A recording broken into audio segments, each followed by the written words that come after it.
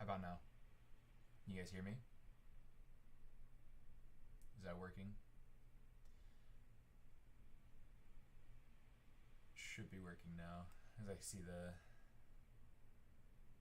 yeah, but low. That's as high as I'm going to be able to make that. Let me see.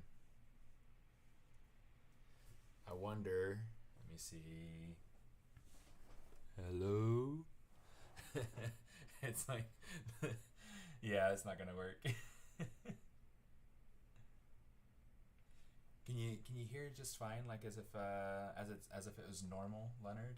That could be helpful. That's a good control, because I know you when you hear me, you hear me just fine. It seems like everybody's saying it's too low, so I want to make sure that it's I want to make sure that whether it's me or if there needs to be an adjustment on your guys' end. Okay, Leonard's saying it's just fine, and he's a regular, so try turning up your volumes.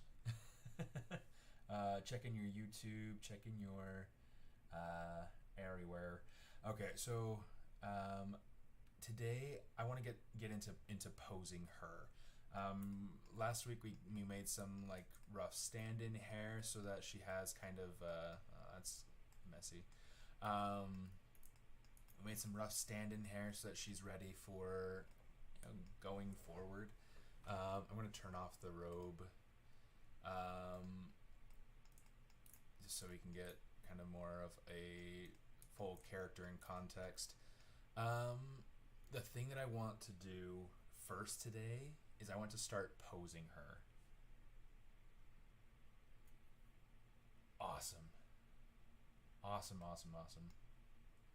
Yeah, I want to start posing her. And if you guys remember, she has her chair. That's her hair. We don't need her hair. We have her chair right here behind her. Well, I guess right underneath her. Transpose set. Let's go ahead and just kind of move this back a little bit. I want her, well, okay, two things, I guess. Before I pose her, I want to make sure that I get new shoes on her. These aren't the kinds of shoes that I want to use. In fact, let's add in our spotlight so we have this good and ready to go, right? It's this one right here. Okay, so there's our spotlight. Samples, spotlight projection. I'm going to do something that's similar to this sort of pump, but it's like I want to have something with a little bit pointier of a shoe because of the style that I'm trying to push for. So I'm curious. Yeah, so let's go ahead and let's make a shoe and let's pose her face. What should we do first? Should we pose her face first? Get the expression in there, and the expression that I'm wanting to go for is something similar to the lines of this from J. Scott Campbell. Like I've always loved his, but maybe like closer to something like this. I love this. I love how beautiful that is. I love the structures in her face. I love the eyebrows too. Like everything about Scott's work is just incredible. So that's kind of part of what I'm wanting to do. And then having like a little bit of like a playful sort of expression to it, where she's playful. So yeah, this kind of like, yeah, come hither sort of look, right? So I'm gonna keep that off to the other side. And let's see. What do you guys think? Do you guys have a vote? Shoes or face? Which would you prefer to see first? I want to take the face. Let's start with the face. All right. Cool. So I'm just going to start off lowering this all the way down to the lowest subdivision level, right? I mean, you can see we have a few subdivisions, and this is giving us some nice lip detail, which I'll be able to use as a displacement later on. But that's not helpful to me right this second. Right now, what I want to do is I want to start thinking about this face as if, in fact, let me see if I can narrow in on Catwoman's face here, because this is going to be helpful for me. I'll put it right there maybe so that you guys can see it. I have a very different pose in mind. This particular pose is a little bit it's a little less exciting to me. I feel like there's less character to it. So I want to go ahead and give her like this, much more laid back, kind of Queen of the Castle sort of pose. So yeah, this is ZBrush, Ja, for you who's tuning in. It's leading industry software for animation, for toys, for everything. But it's a sculpting application that we're able to use to create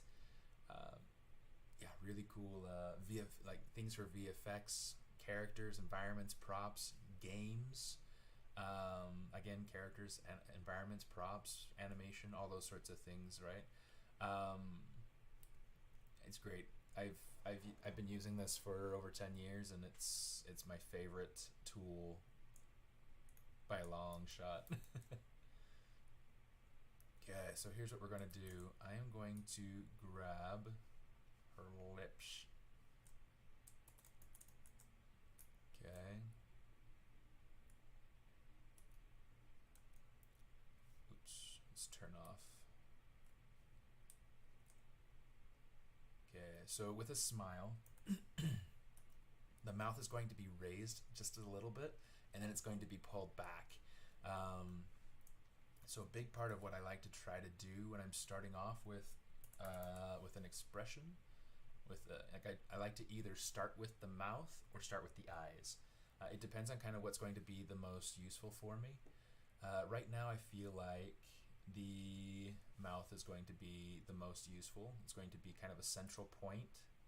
Okay, so I'm going to start by kind of pulling this up and in a little bit. Hey, it looks kind of creepy, like this deadpan stare, but we'll get there. We'll figure that out in a minute here. Okay, this bottom lip, because it's getting stretched by the smile, it's going to need to thin out some, especially as it gets out here towards the end. And then I'm going to need to do a lot of tweaking to make this this smile overall work the way that I want it to. But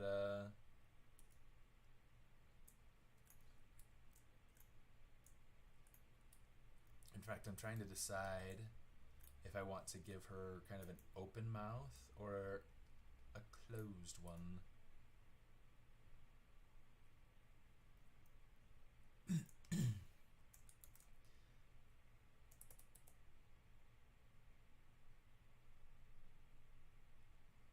See, there's some penetration with the teeth, and the teeth are like way chunky. I need to refine these if I'm going to have her mouth open, but yeah, let's see. It's kind of, well, let's shrink it the other way first. Boom, something like that.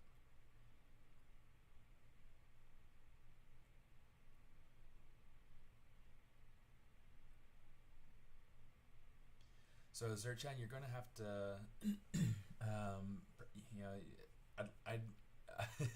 so I'm trying something new with my sound this week to try to see if having the webcam audio, if that's going to be enough. It sounds like it might.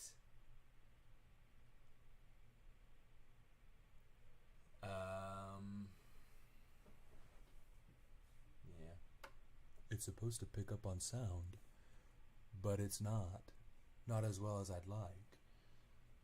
Because if I speak the same way, yeah, it's supposed to pick up on it. Where is the microphone? Try something here. How about now? Is that nope? fun. ASMR sculpting. Sculpting the universe with SMAARTIST. Yeah, because I mean it's. Yeah, I mean on my chart it's reading as if it's got healthy levels. I swear I wish I could get like a really nice reliable. Made it worse. Let's try something different then.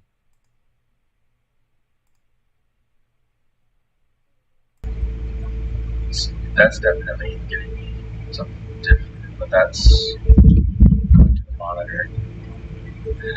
What did you do? I didn't do anything. I took the little screen protector off of my webcam. The one that it came with. It's like that's perfect. Well, shoot. Hopefully that's not sorry, but your old man ears can't take it.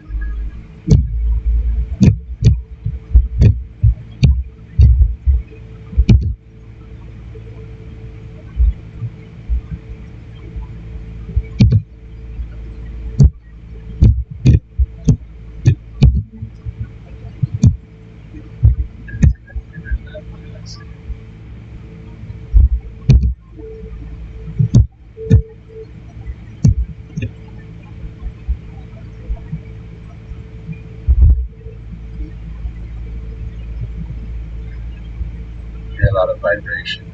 Well, that's not good. Yeah, see, there's a lot of noise right now, and I think it's because of the microphone that I have. Yeah, I just turned it on to. Let's see. Yeah, see now it's like on default and it's not as loud.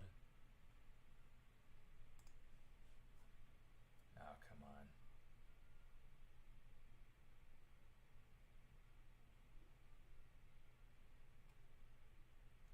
I'm gonna try something.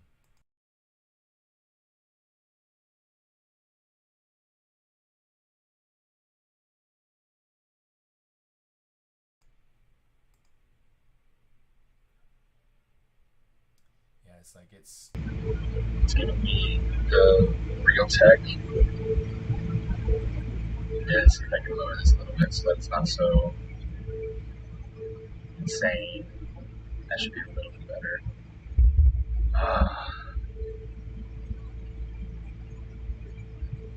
Yeah, it's like I can turn it to this, and then it's giving me too much noise. Yeah, see, I'm getting feedback. Yeah, see, it's like a matter of.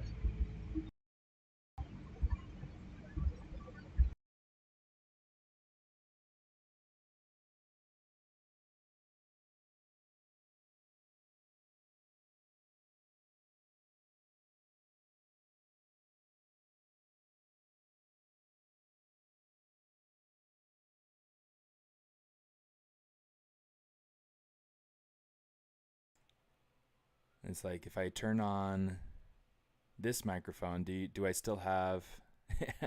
Well, so trying to work things out so that I have everything working nicely, and it's just kind of I don't know. It's a pain.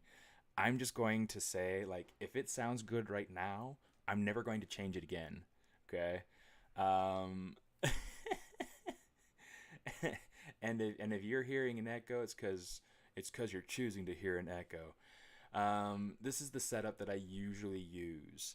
I had no. I'm not saying volume is low. That's a that's a you thing now. No, I can change my volume up a little bit now. Let's see if we can. Yeah, so that should be better. Okay. So now if there are any issues, it's on your end. Okay. So now that we're making some changes here to the phase, we're gonna go ahead and kind of tweak this up so we're getting rid of this extra little bit here, give it a little bit more streamlined of a shape going up to the cheek. Perfect, perfect. Yes. Okay, so we're going to pretend like the last 5 minutes didn't happen.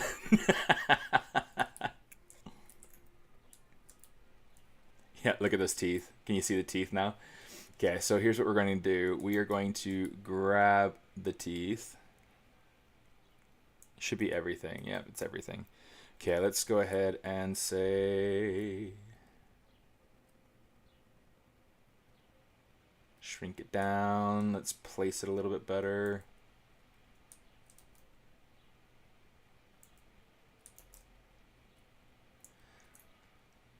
It's like, I feel like a couple of things are happening. It's like super small. So one of the things we're going to have to do is we're going to have to widen it out, but we're going to have to control it here in the front. So I'm going to say, oops, that's not what I want. Let's use the move brush.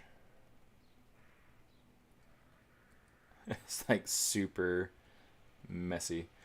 Okay, let's pull this back a little bit. A lot of this is going to come into a matter of like how I make each tooth look, so we're going to have to kind of play with it some.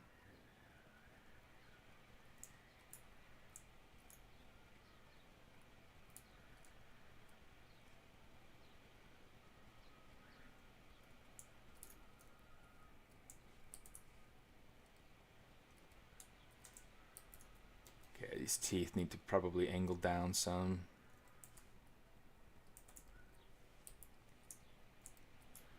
I think I need different teeth. These teeth just don't feel right for her. They feel there's like too much separation.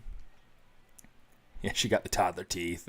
Yeah, it's just the generic teeth that I use for everything, and it's definitely not working for me. So, yeah, that's definitely going to have to change because it doesn't work with her character at all. Here's what I'm going to do.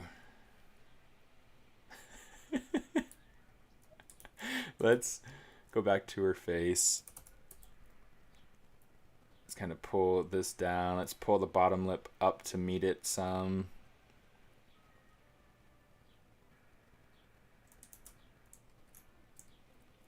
That top lip is really heavy. Give her less top lip, more bottom lip.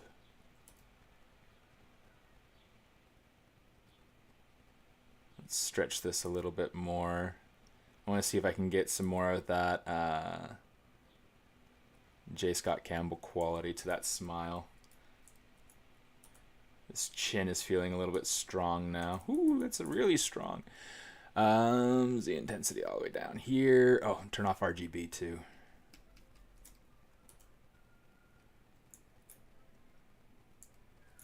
It's like she feels like she's got her cheeks full of all sorts of things, all in the wrong places.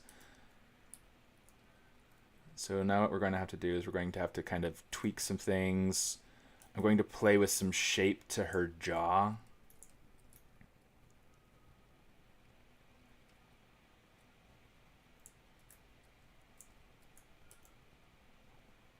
Let's play with some shape to the chin too, so she has a little bit more anatomy hint in there. Let me see.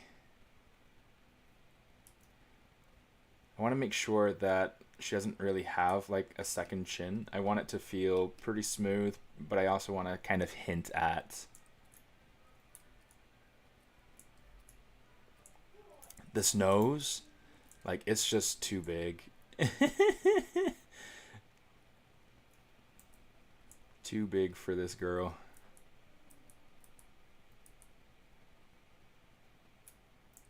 Okay, so let's go ahead. I'm going to center that.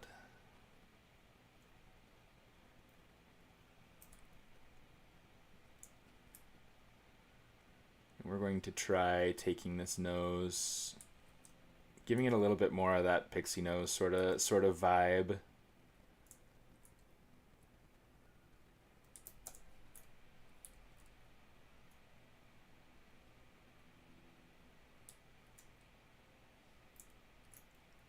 It's like now that I feel like I'm trying to art direct myself with something more specific, something that I didn't create, I feel like I'm getting.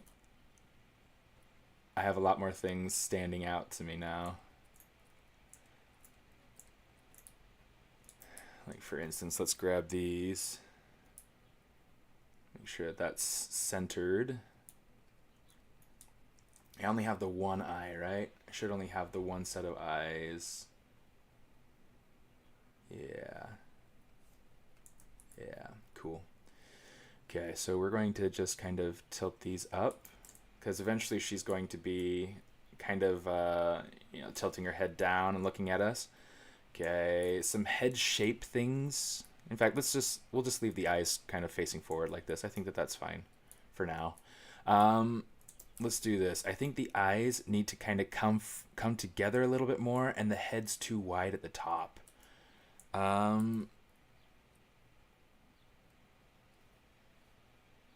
Let's turn off that hair for a minute because that's a little bit much. And it's like she doesn't look bad when she's got.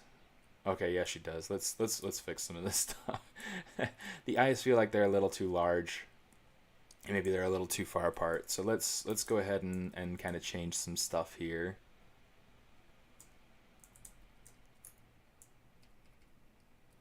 Okay, soften that, soften it again. Okay, we should be good now. Let's grab the eyeballs.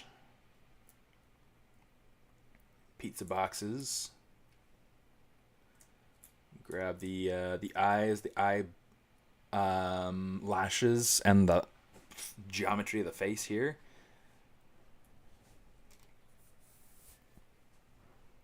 She got Tyler teeth. Yep.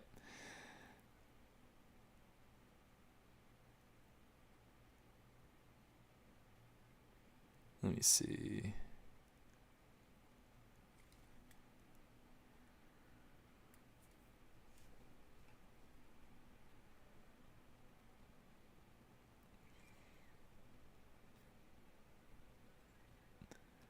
Yeah, so to kind of answer your question, I didn't see your other questions there, Ja. Yeah, so yeah, let's make sure that we're kind in the way that we're responding to people, though. So what you're asking is, does it work with Unity? Everything works with Unity so long as you have the right file format that you can put into it. So like I can take these meshes and I can put them into Unity just fine. I wouldn't because I don't like Unity. And that's fine, I'm more of an Unreal guy.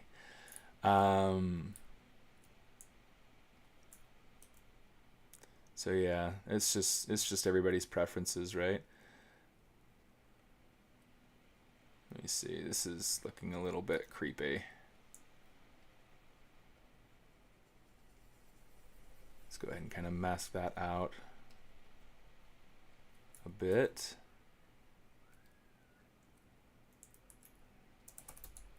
And let's go ahead and kind of the teeth are kind of poking through now.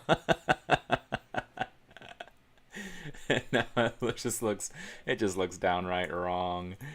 Oh gosh.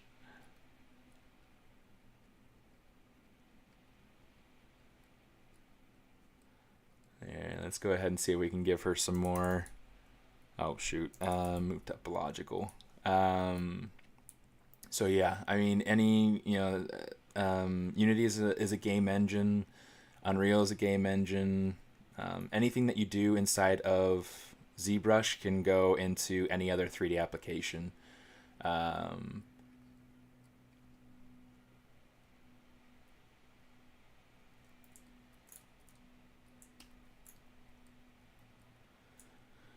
me see.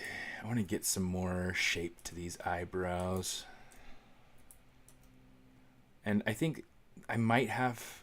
Oh, like eventually the plan is to go into Maya and totally change up anything to do with the hair. I mean, the hair is going to end up being XGen. So all this stuff, I'm going to try to kind of art direct it in a way that it will eventually, you know, this is just going to serve as like a kind of a basic shape.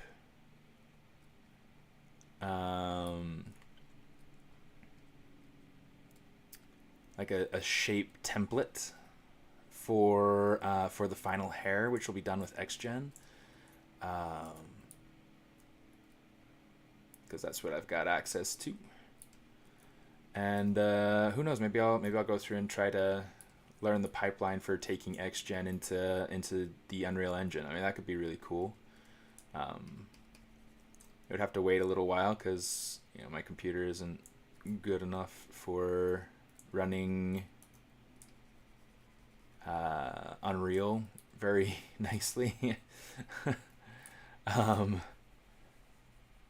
graphics card is good for a laptop, but it's yeah, it's not what I need. Let's go ahead and get this shape kind of working right here.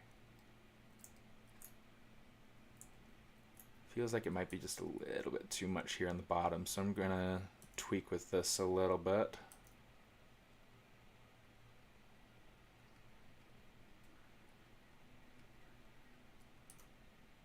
Let's go ahead and give it something like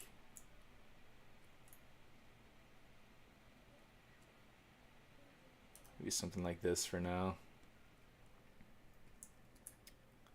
Yeah, just kind of like block in that template. I feel like the mouth might be a little bit high now, or the chin might be a little bit too low, you know, so let's try playing with this chin first. That feels like it's doing something. Yeah, there's always like this like back and forth, right? It's a major point of, you know, working something in 3D, especially trying to work off of like various designs. Like currently, I'm trying to use some cues from what I'm learning from Scott's work. It's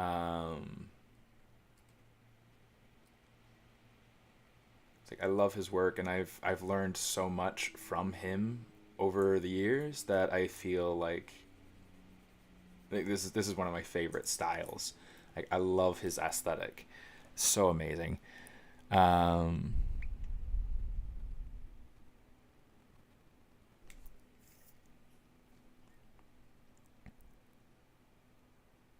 Good day. Glad to finally catch you live. Tuning in from Sydney. Well, welcome. Welcome. Are you going to do XGen stream for this character? It's purely just ZBrush for streams. I'll eventually try to do some streaming for like all my Maya process, but that'll happen on my personal stream.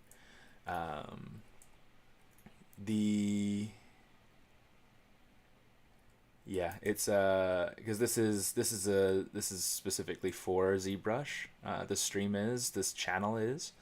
So anything that I do that's, you know, not ZBrush related would be what's it called, on my personal stream, which will not be happening today.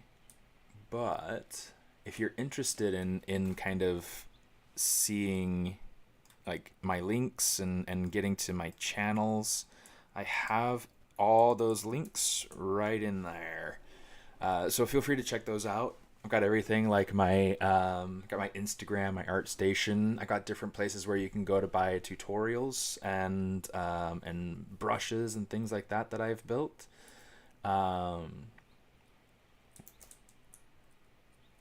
Nostrils feel really big.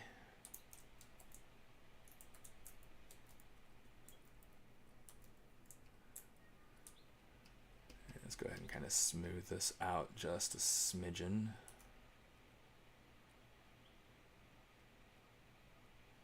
I feel like this is just getting a little bit too.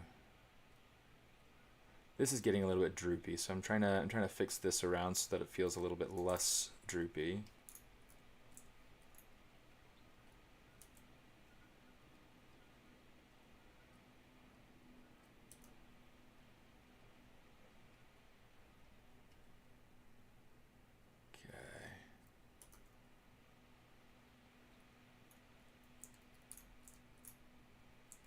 nostrils feel like they're too large though. So it's one of those things where like I'm working like back and forth on this, trying to get things to work right. It feels like they might be a little bit too flared. They're making the wrong shape. We're not getting enough of like that nice downturn shape that I want to get, and I want to kind of pull the tip of the nose down just a little bit too.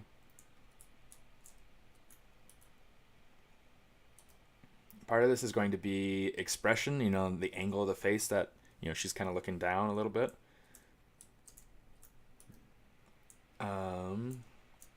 So I've got to watch out for things like that as well.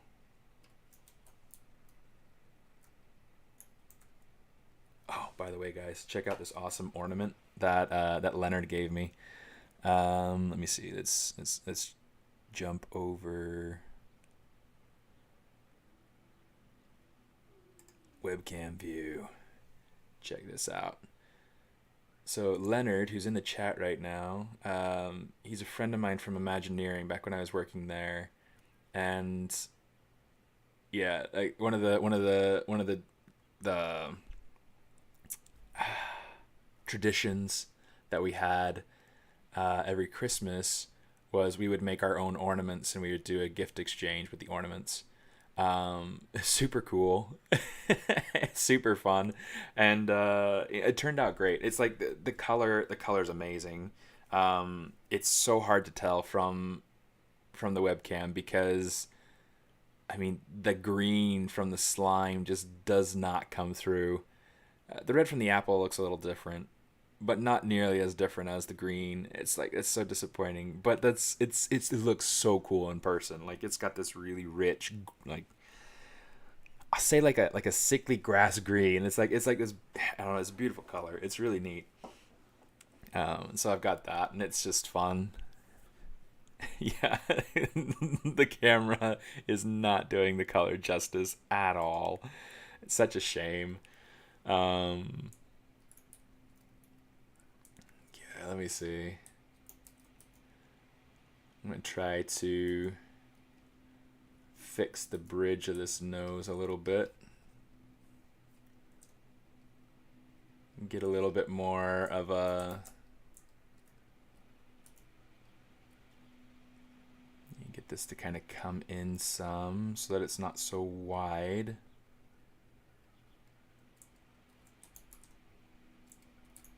Let's see. Let's take...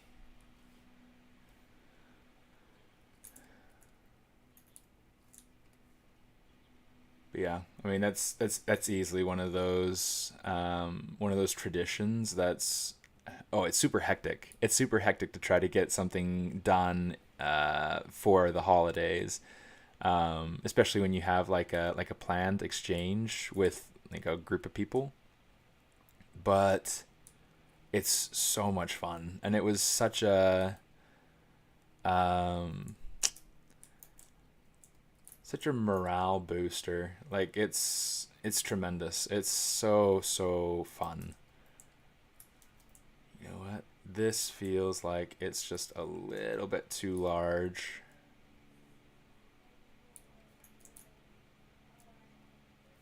Let's turn on local symmetry.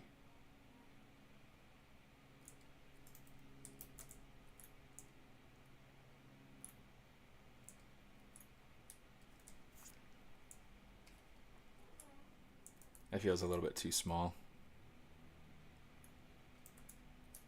Let's try something like that for now. Kind of see what we get out of it.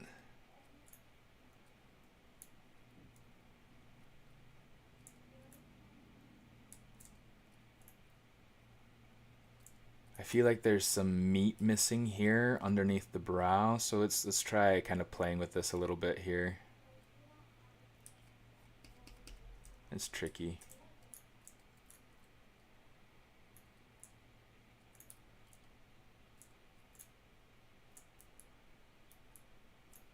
Let's take this, maybe make it just a little bit bigger. See, that feels a little bit nicer to me. In fact, it might be also that it's just aimed a little bit far out. That helps a little bit. Okay, I'm going to take some of this stuff here. Let's see about giving her some dimples, because that'll be cute. Like, I'm going to keep this really super simple, like just pinching that in just a little bit, and you see how that gives us just a little magic dimple right there.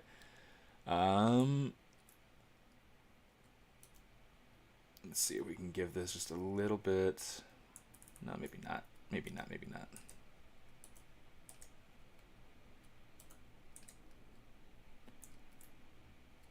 Okay, let's kind of tweak the shape of this chin a little bit again, just to make sure that we're getting out of it what we want.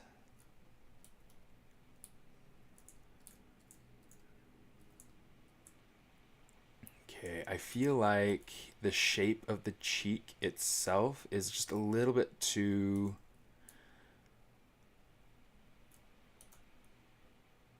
It's just off. It's just off. So let's see if we can get something that feels maybe a little bit more...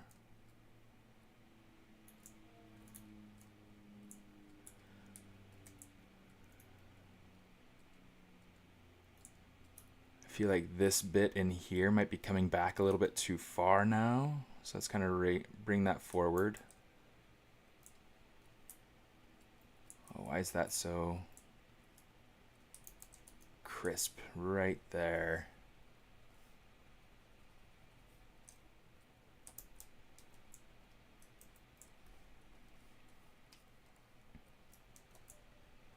Let's grab that.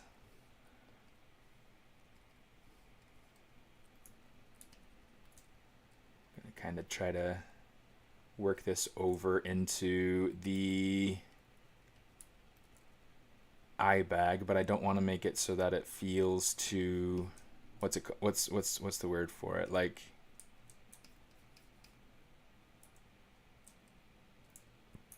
I don't want it to feel too defined in this spot. Or maybe I do, you know, maybe it's a matter of taking this loop right here and kind of defining that little inset. I'm trying to ask questions based on what I'm seeing in the concept. Because, well, you know, in the concept, meaning like in the reference, I'll say. I think that's a better term for it.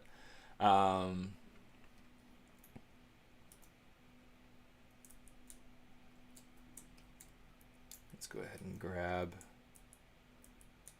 let's just grab this poly group. We'll kind of pull it over so that we're not affecting the other groups, right? Yeah.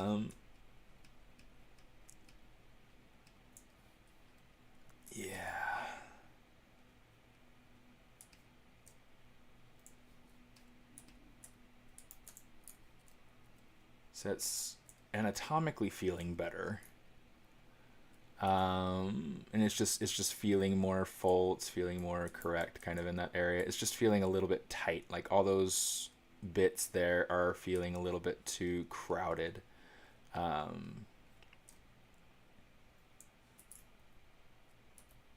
So let's keep playing with this a little bit. We gotta get this right, or else it's not going to feel right.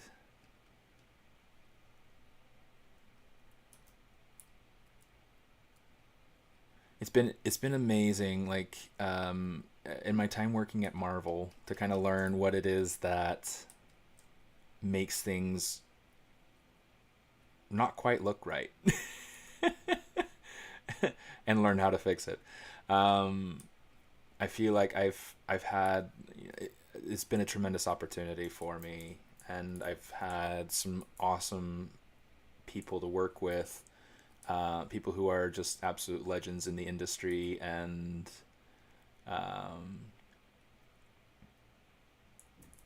why am I getting such weird...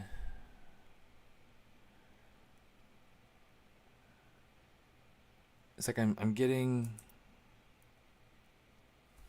really, really weird effects with the way that my brush is moving things. Like you can see it's like leaving things behind, and it shouldn't be.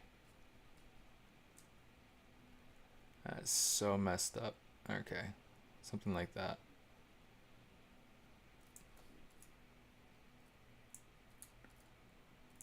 I'm trying to remember, did I do her UVs? I don't think I've done her UVs yet. Let me see. Maybe I have. Everything's all stacked into the one though. No, it looks like that's kind of messy. It looks like that's not quite the way that I'm going to want to have it to end up. Let me see actually real quick. Let's go Z plugin. Let's go UV master. Let's say work on clone. Okay, so now we've got our clone that we can kind of check out here. Let's see, flatten. Yeah, I mean, she's got the UDIMs. Yeah, no, okay, I think this is kind of how I need it.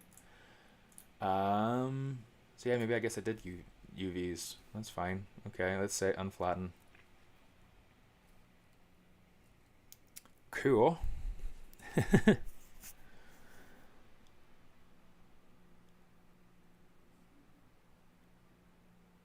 Hola, Sergio.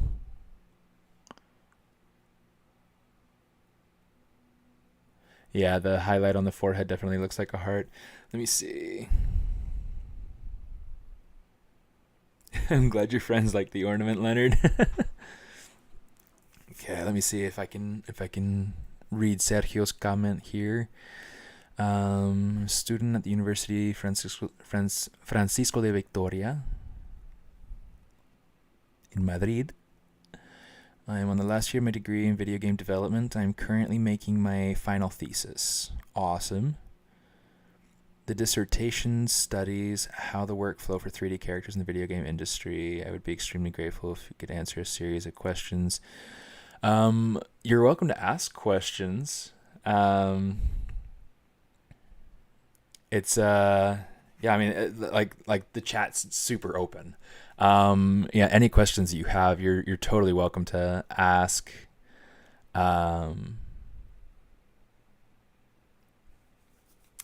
Whatever questions you feel like you have, any questions you need to be able to, I guess, understand what it is that you wanna do. Yeah,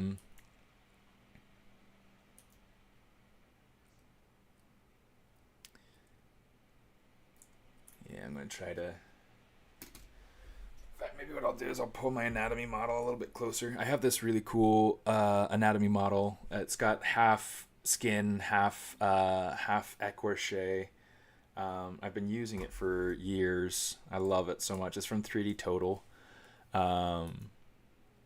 It's something like $60. It was not super expensive. It's been a tremendous resource. Let's see if I can get my English right here. English is so hard. Okay, I'm going to turn that hair back on, see if it still works all right with this. Merged hair. I mean, the hair's got some issues to it. Like, it's not perfect, but it's hair. And now let's kind of move it forward so that the hairline works a little bit better. Oh, en Sergio, si necesitas preguntar algo en español, está bien eso también. Te puedo contestar. Is it possible to get good at sculpting within a week? It's possible to get. Sure. I'm not going to say it'll be easy. If you put in the time, I think that you could become decent within a week. But I mean, it would be, you know, it would take the right kind of projects. It would take the right kind of, it's like whenever I recommend, getting started to anybody, like I always talk about getting a project, like using a project as a means of getting yourself started, because it gives you something to shoot for. And especially if you're working from a concept, as something that you're, you know, it gives you, what's it called? Like a standard to hit. It gives you a goal, it gives you a visual cue, like visual cues and design things that you need to watch out for. Yeah,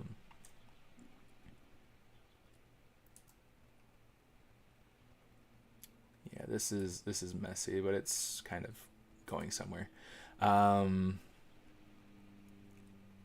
For myself personally, it took me much longer than a week to get to where I'm at. And I'm sure anybody else would attest the same, like it's just kind of how it goes.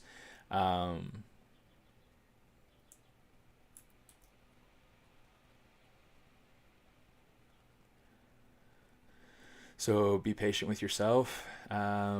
Understand that it's going to take more than a week to get yourself to where you want to be, even if you're doing it like constant, like you don't stop.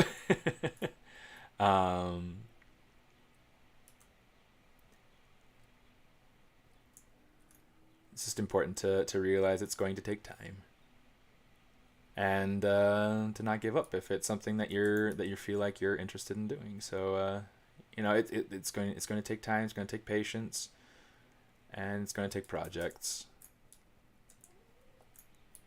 Oh no, that was not supposed to be like that.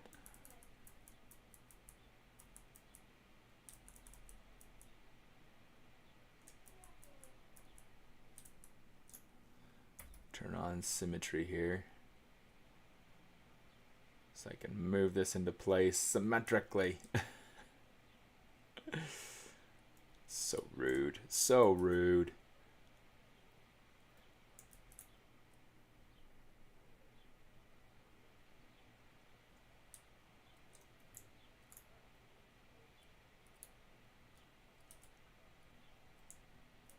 Shoot, symmetry's off on the top ones as well. So rude.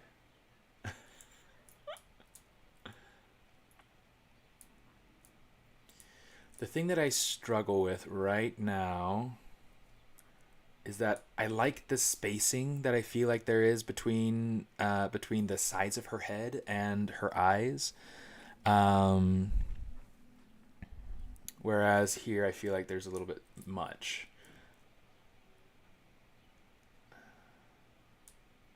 Maybe not. Maybe not. I don't know. We'll pretend it's all right for now. Okay, let's go ahead and kind of keep playing with this. Okay, so I guess I need to make teeth. Let's make teeth. Let's come down here. Let's switch over to the teeth tool, and we will say Control-Shift-D, just so we can make a new set of teeth. I'm going to grab Control-W, Control-Shift-A, Control-W,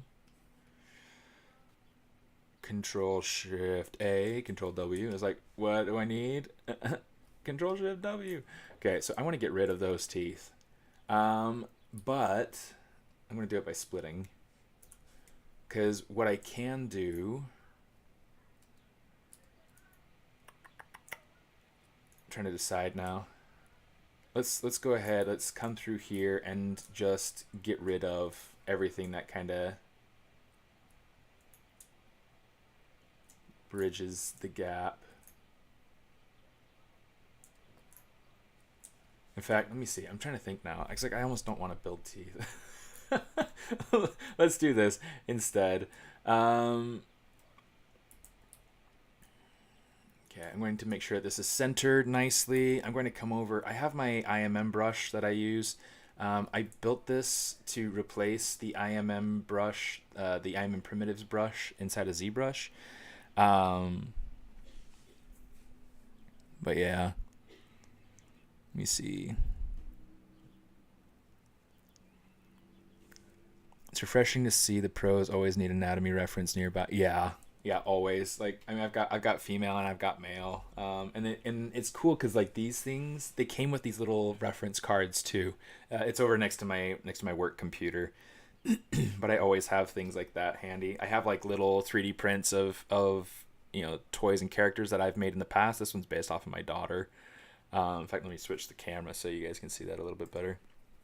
I got this one that I kind of drew lines on it so that I could better visualize the planes of the face. Just really kind of a fun little sculpt, but it's a great way for me to be able to see this from different angles and see kind of things that I feel like work or don't work. Um, yeah, it's a whole bunch of crazy, but it's fun. It's fun. It's good crazy, right? Let's switch this back.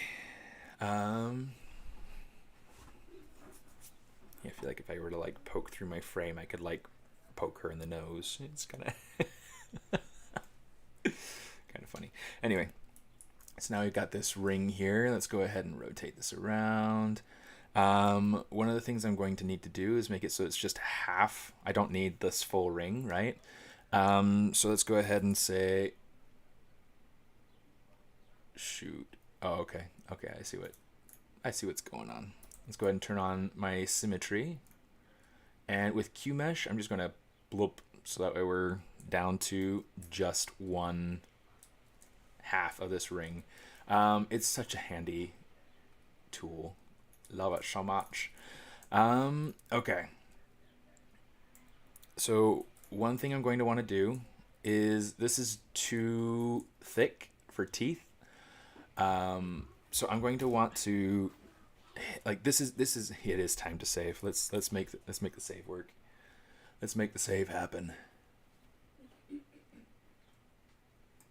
Let's see, magazine girl. I'm going to say pose. We're going to version up.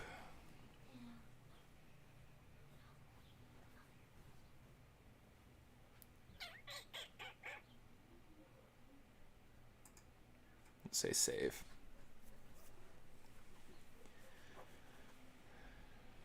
Lately I've been going through and trying to make my personal naming conventions mirror a little bit more what I do at work. I feel like it's helpful. Let me see, one. Okay, cool. So I want to take this. I'm going to say slide points. Bloop, bloop, bloop.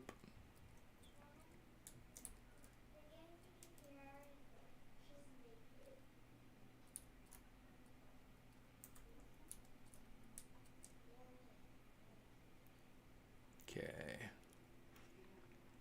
So now one of the things that I can do is I can go through and make it so that there is, a section per tooth. I would want to have, let me see if I can pull up some Mrs. Smartest. I'm sure she says hello.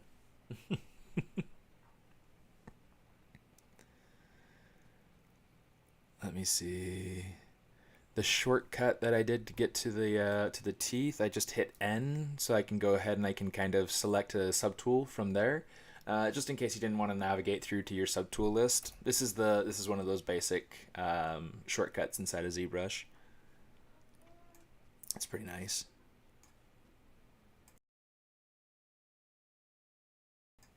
Sorry, I had to cough. Happens sometimes, I guess. Let me see. Let's grab these. I'm just going to kind of control click and drag back once, and then just continue, like let go of control and let it copy out a time or two there.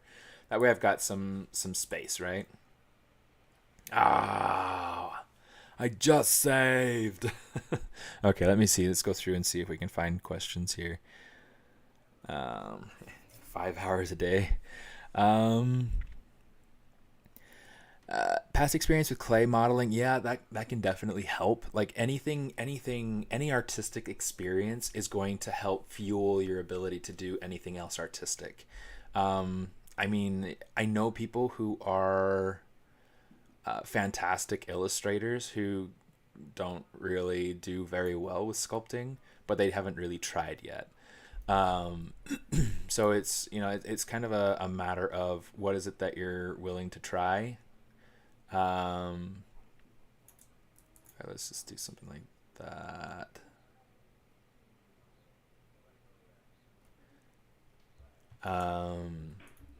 Yeah, like what are you willing to try?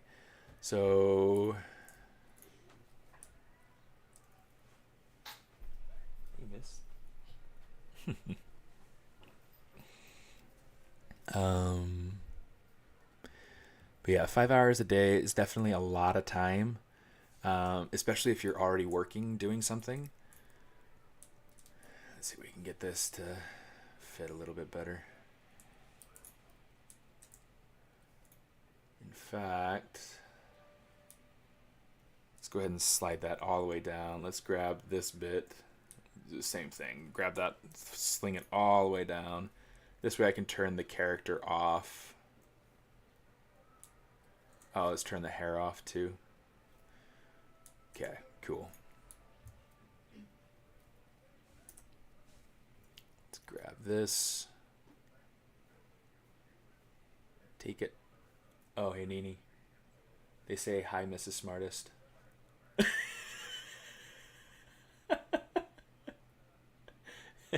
She says hi.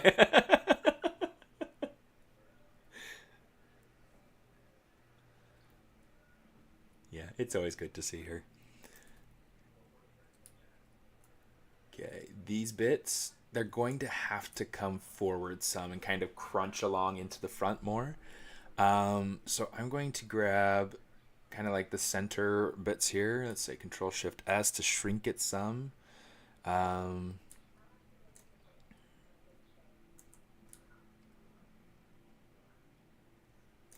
know what? Let's go ahead. Let's grab the tongue and we'll say split hidden, just so that way it's something separate too, so I don't have to worry about messing it up.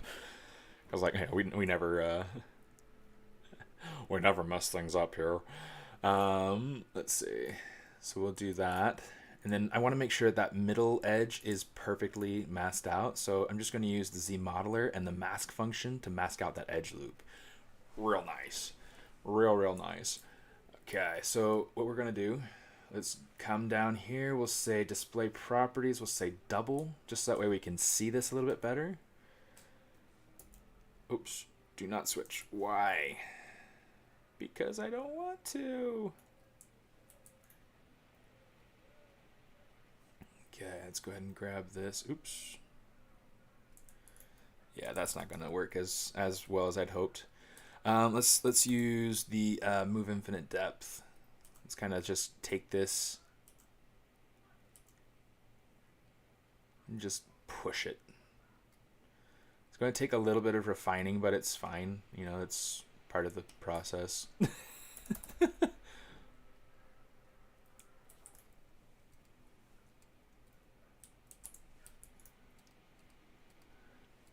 I do want the teeth to be quite a different color.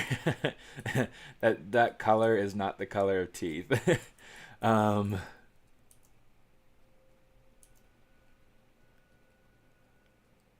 first,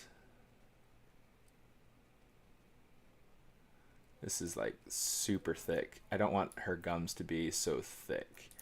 Let's just go ahead and take it and just kind of pull it back so that it's more in line with the teeth. Oh, come on. Now that I try to click on the gums, it's like it wants to select the teeth. It's like, come on.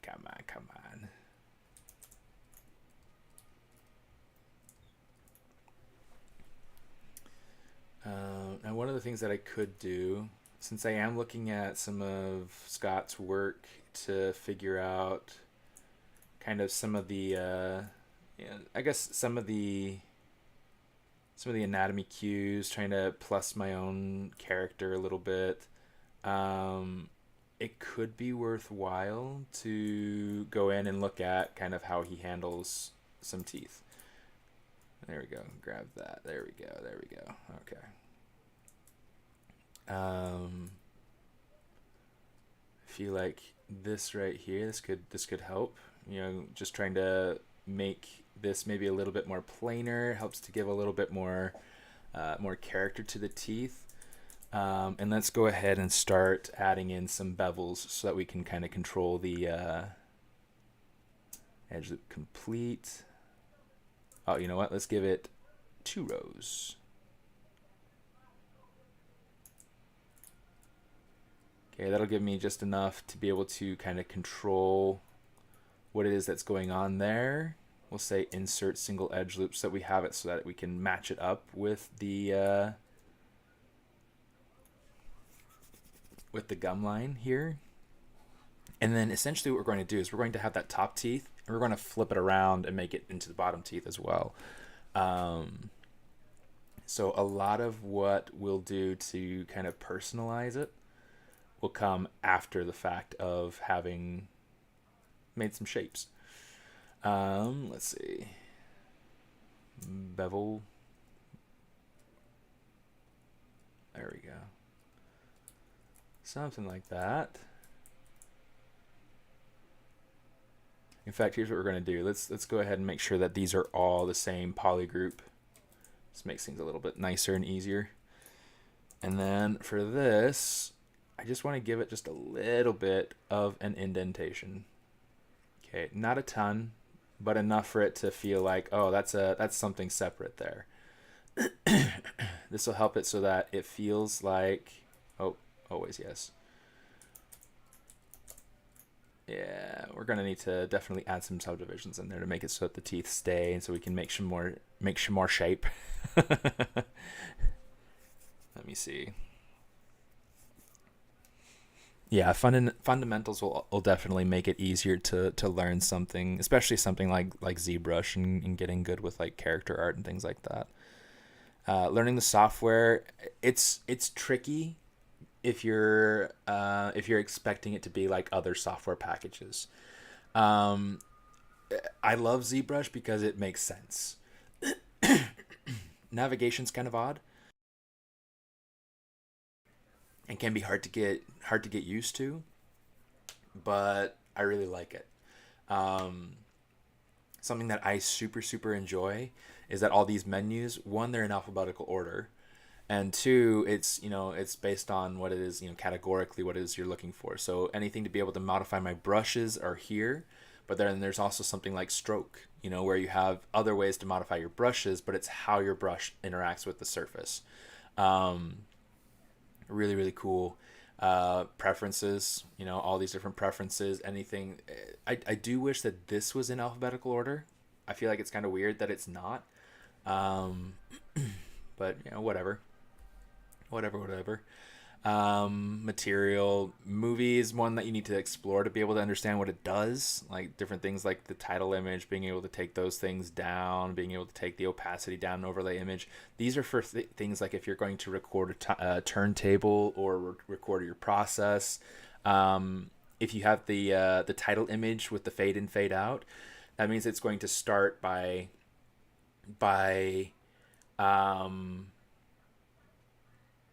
it's going to start with that ZBrush logo and fade into your video. And it's going to go through your video and it's going to fade out to the ZBrush logo or whatever image you have in here. You can put in your own thing if you want to, which is totally fine. This stuff needs to be set before, so like your document size, large, so that we get your full resolution. That all needs to be set before you do any kind of recording. Otherwise, it's going to be kind of a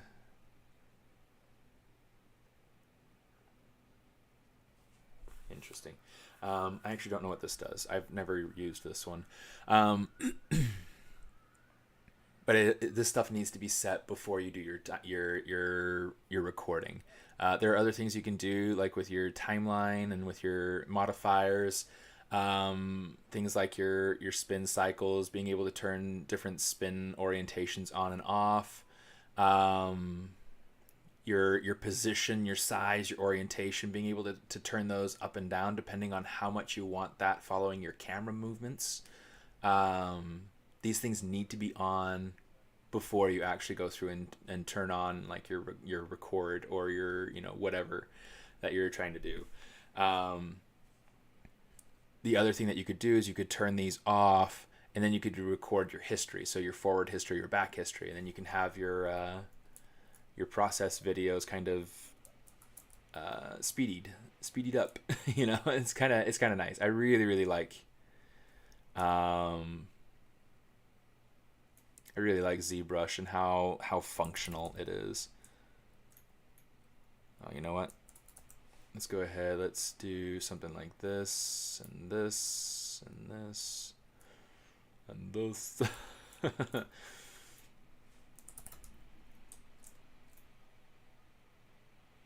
And we're just going to kind of sculpt these into place. That way it has a little bit more of an organic sort of feel to it.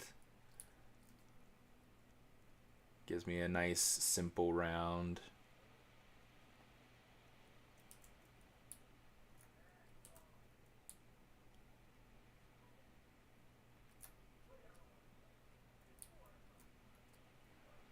I'm going to make sure that this goes all the way up into the gums. I don't want this to fall out in a way of like, I don't want to be able to see. See, this is going to work much, much nicer. For this, let's go ahead and Control Shift S. And I'm going to make sure that these two teeth are their own polygroup. And the reason being is that this is going to allow me to control them a little bit better, give them a little bit more more shape, maybe more prominence there, which is going to allow me to get a little bit more interest for those particular teeth and some more character for that part of the mouth. Let me see. Yeah, keyboard shortcuts are amazing. And you can make your own too. So if something else makes sense, like solo, for instance, I have that set to Control 1 because that's what it is in Maya, you know? And so it's like it helps to streamline my my personal workflow. Let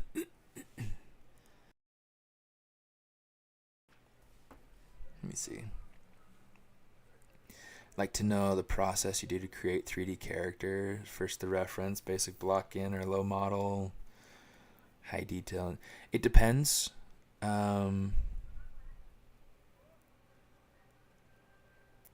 Yeah, yeah, Sergio, that's totally cool. Yeah, if you want to be able to like message me on Instagram, that's fine. Um,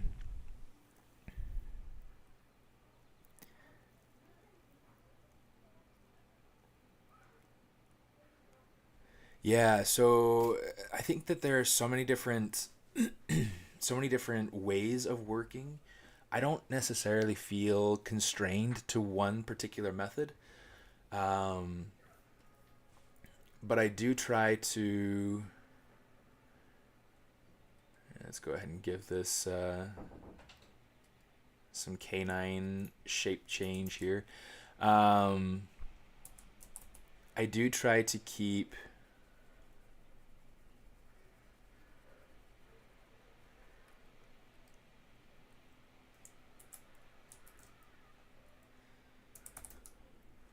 I do try to keep my topology clean. Like I love working with clean topology because I feel like it gives me I feel like it gets me to my end result much more quickly.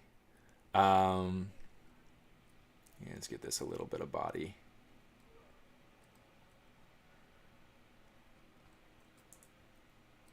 And maybe give this a little bit more, give this a little bit more. Um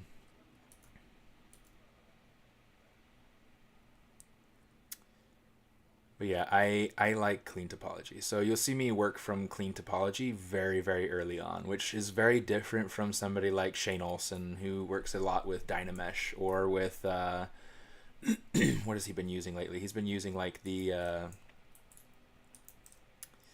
what's it called? Oops, that's not what I wanted. I wanted single edge loop.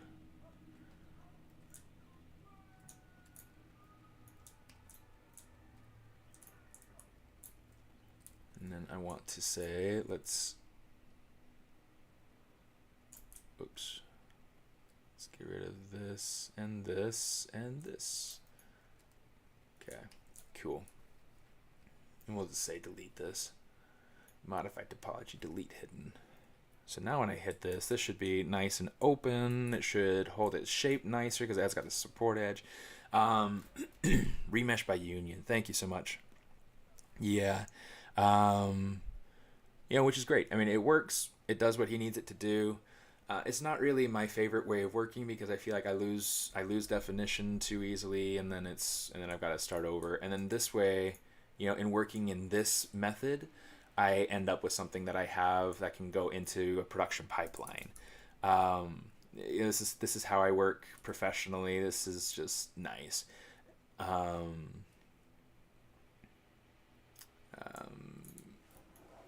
And granted, when he's doing stuff professionally, like when he did his Overwatch skin, or when he did stuff for Disney Infinity. There were different ways of going about things that he used to be able to make his final characters.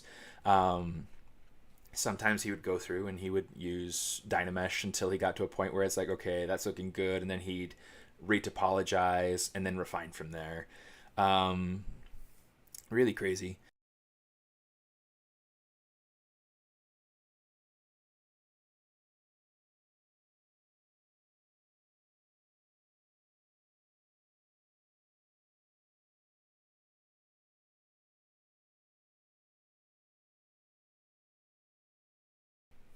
Crazy flexible. I'm gonna get myself a losange. Yeah, Thomas Whittle's back. Yeah, he's awesome. I love Thomas to death. It's really funny to me how he goes through and he works super super heavy. He of course he's doing stuff for jewelry, so he needs the resolution. For me and the stuff that I do, that would never fly. That would never work. And so yeah, it's just kind of funny. It's interesting to see the ways that different people work. Lately, I've been watching a lot of stuff on ArtStation Learn. And there's some really really cool things in there. Decagon Studios is one group that I've been following pretty closely. I've been watching a lot of their Unreal stuff and trying to get back into that. This is something's off.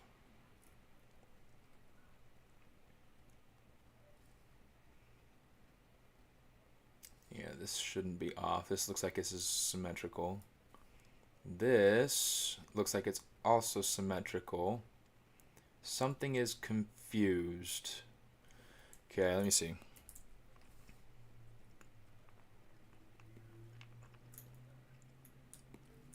Mask off half. Smart resim. That's a little bit better. That's more what I was expecting.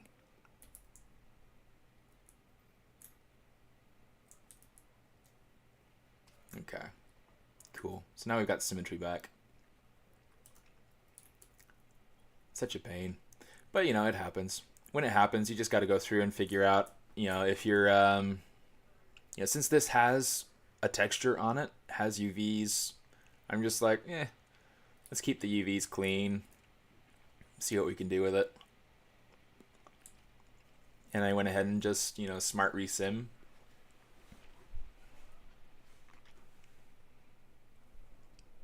Hey Daniel, how you doing?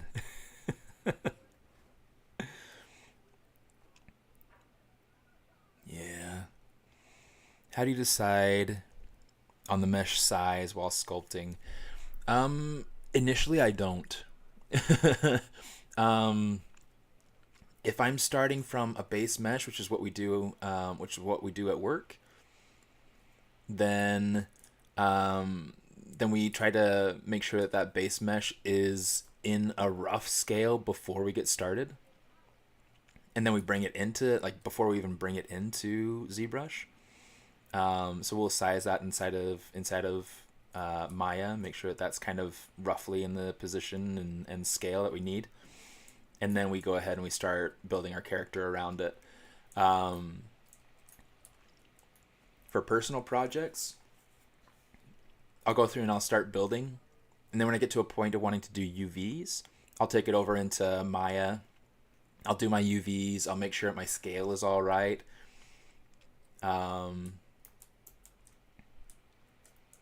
Yeah, and then from there it just becomes a matter of tweaking and playing. I'm gonna get rid of this one. Let's say delete. Okay.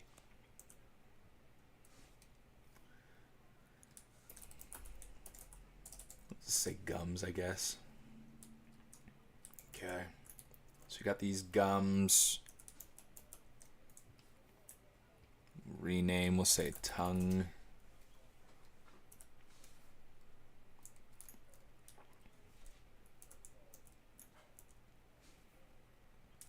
So we've got these nice teeth here now.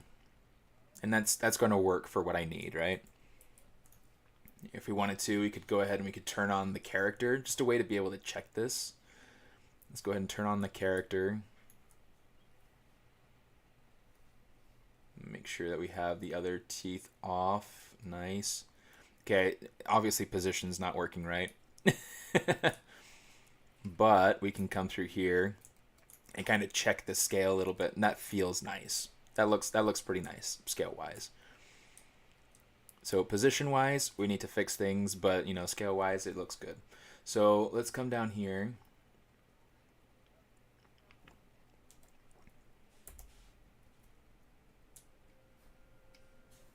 Let's go ahead and grab these.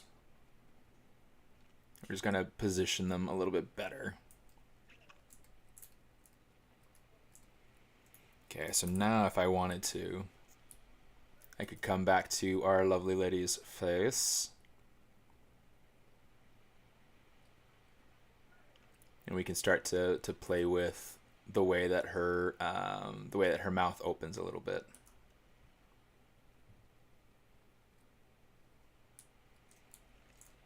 She has too much chin. I'm gonna try bringing that back a little bit.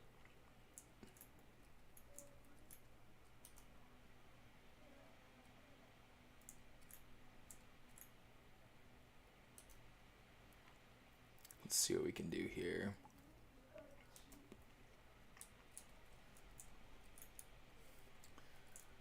Kind of lower this down. Let's see, something about right there.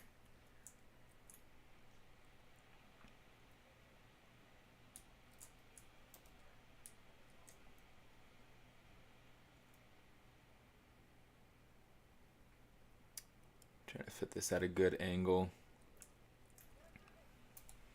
Okay, let's come down here. Control Shift D. And let's start getting it.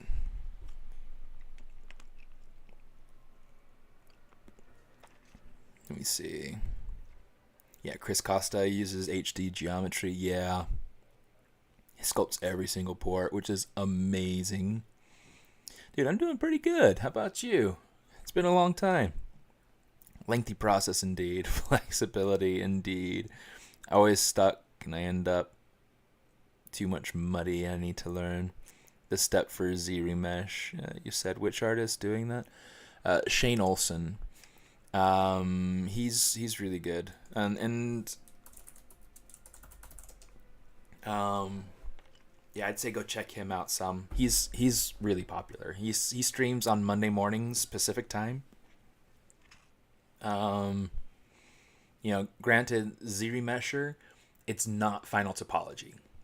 It's not something that you could throw in into production and have people, you know, sing your praises by any stretch of the imagination.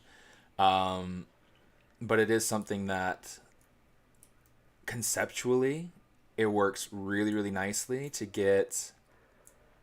Let's kind of play with this a little bit.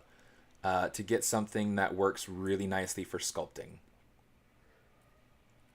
So if you're just looking for something to kind of help push your sculpting process along a little bit, I would say that something like ZBrush or remesh by Union or whatever, I forget the terminology because it's not something that I use a whole lot. Remesh by ZBrush, remesh by Union. Using those things there, it works. It works, but it's one of those things that I personally don't, because it doesn't fit into my pipeline.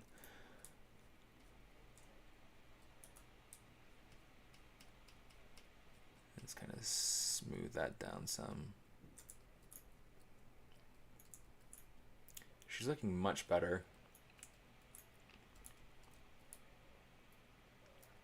I do want to check and see. You see my eyes are angled out just slightly. Let's go ahead and get those teeth duplicated to the bottom.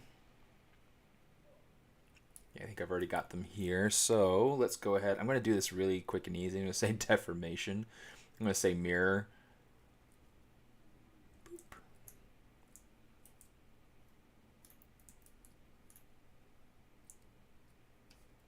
Did it not work? There it is.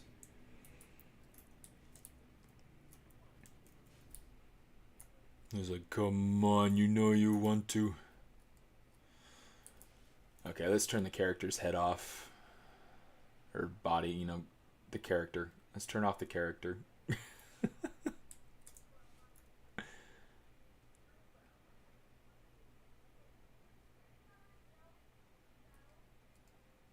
Just going to shrink it down just a little bit. And I'm going to shrink it down maybe this way just a little bit as well. Now we want to go through and start actually kind of pushing things in place a little bit more.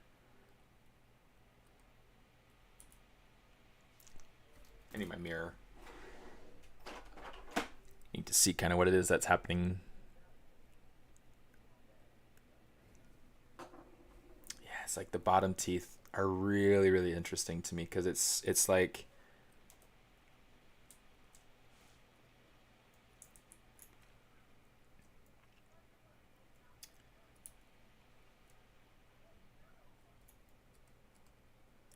the teeth are more narrow, and we get like our canines a little bit further forward, it seems like.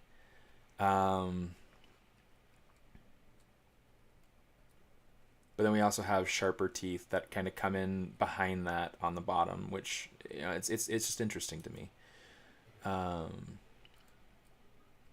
yeah, I'm trying to think about that.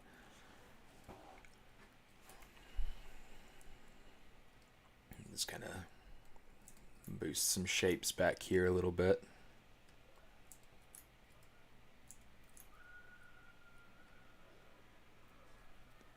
Something like this.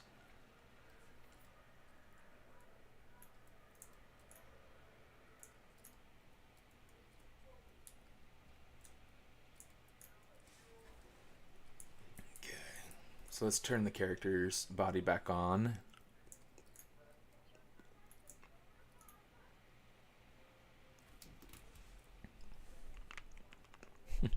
Is this the best version of ZBrush? This is not the latest version, if that's what you're asking. 2023 is the newest version, yeah.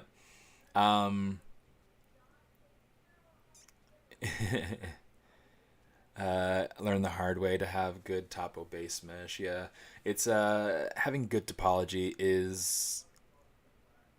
it's a lengthy process, but it's definitely important. You can't just, it's not something that you can fake. You know, it'll affect the rest of production if the topology is sour. Oh, that's not what I wanted. Move topology. And so, you know, ZRemesher is great, again, just for like being able to visualize and to sculpt and to have fun. But definitely when it comes to something that's production ready, you know, there is no topping manual topology. Yeah, it definitely takes some time.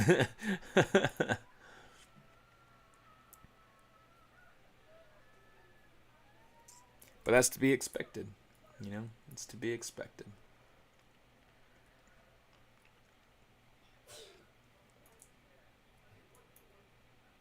Qu'est-ce que tu fais? Nothing.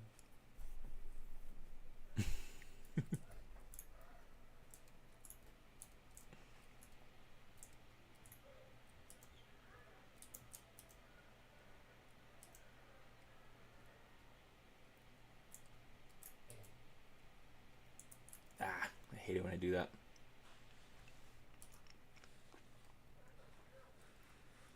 Yeah, so we can see like we've got like some mess happening in here, and I want to clean it up because it's a mess. Let's go ahead and come over here. Let's try to look at it from this angle. Let's see what we can do to kind of rectify some of this geometry through here.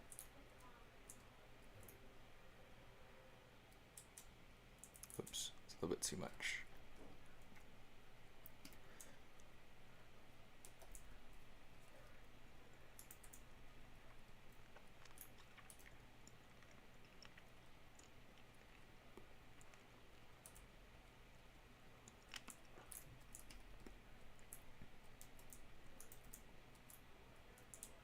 See, let's go ahead, let's mask off this section here, and again, just for the sake of making sure that I have that center line masked, let's just go ahead and mask it. Let me see, here's what I want to do. I want to take this section and I want to make sure that that's kind of rotating the way that I want it to rotate. And I'll just kind of rotate it into place, something like that. I think that's getting me a little bit more of the lip structure that I want. So let's see, let's test this out. Let's see what we got. That feels so much more anatomical, and it feels much more appealing with like the little like this the curve to it. That's really neat. That's really, really neat.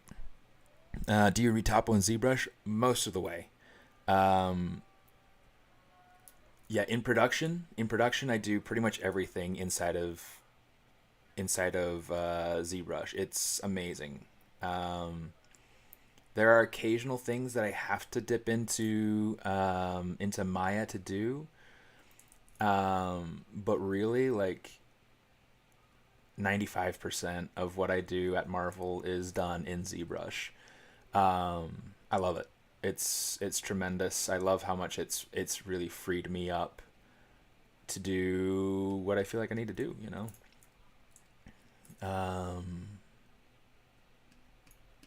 Yeah, it's tremendous.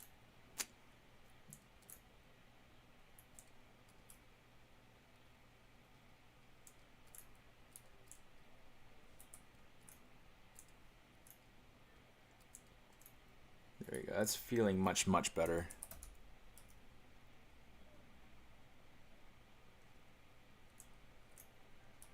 There's still a little bit of like tweaking to do here. It's funny, the amount of time that we've spent now, an hour and a half. Yeah, she's not going to be Catwoman, but how you doing, Quinn? Long time no see. Replace that. I'll hit save just in your honor, you know.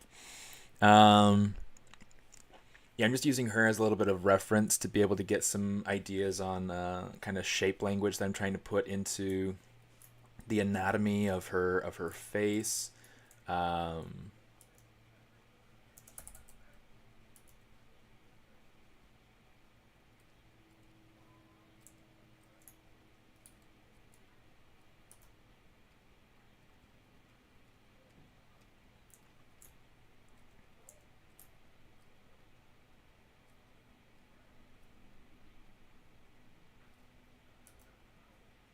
See, I'm trying to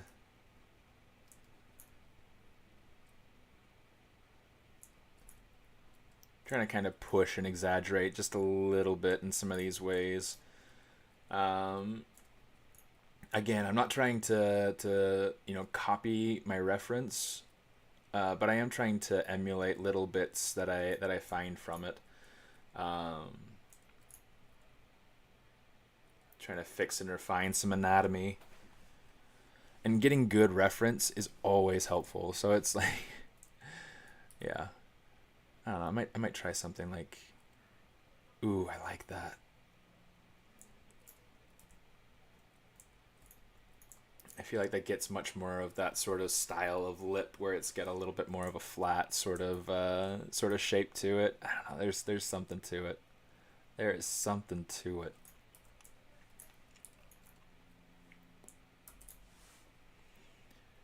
Okay, Do I want to replace it? Yes. Going through some Maya classes right now. Will be good to see how using it with ZBrush works. Yeah, absolutely.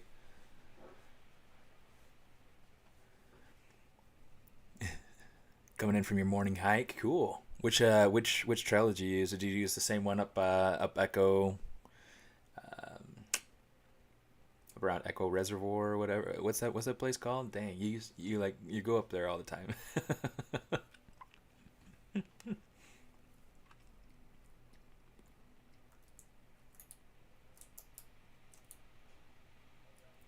Yeah, let's grab these little baubles here. Move them more into place. Scott does some really cool things with ears, and I'm not sure that I have what I'd like with the ears. I don't know that I want to go through and kind of die on that hill.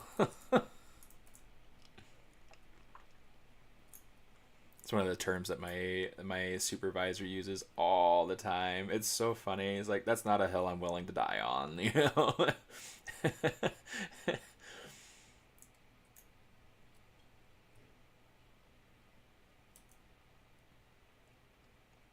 It's like right now, I think she's feeling still super cartoony. And I do want her to feel a little less cartoony than she currently is. So I think a lot of it's going to come down to different thicknesses. So like how I control things like the thicknesses in the ears, how I control things like these peaks in the ears.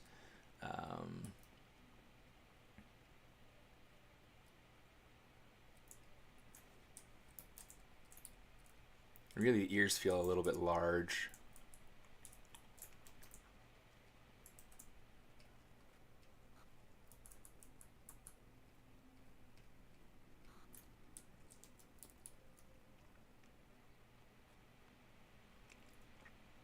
Maybe a little bit low too. I don't know. It's kind of tricky.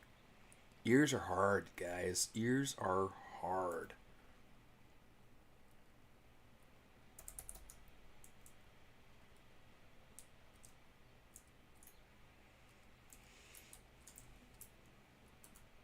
Let me see if I can like pull this up. Maybe give it a little bit more of like a slant out from the head. Not a ton, because I don't want to have her look like she's elvish or something like that. This is a strictly non-LOTR channel. No, I'm just kidding.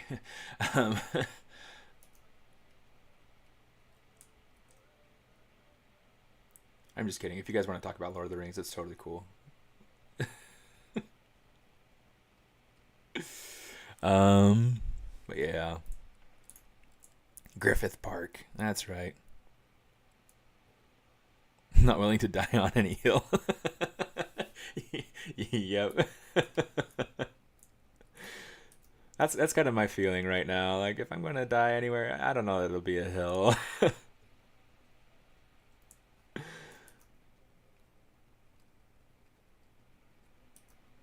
It's okay. I'm young. I've got a life ahead of me.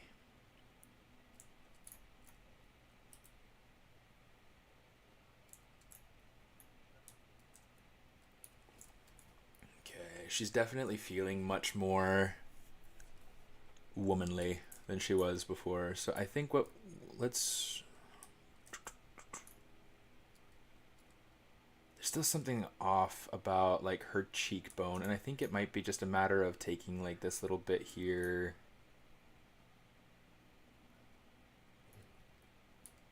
Yeah, there's so much going on, and I'm trying to figure out exactly what it is that I'm seeing.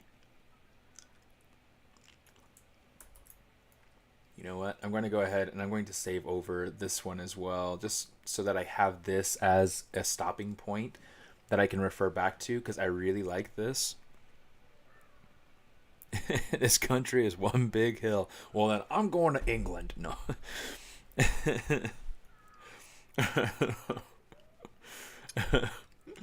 Shoo.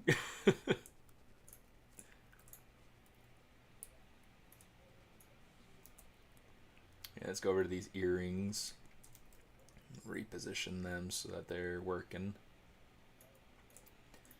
I mean, right now I have these pearls in there. I might at some point go ahead and make it into let's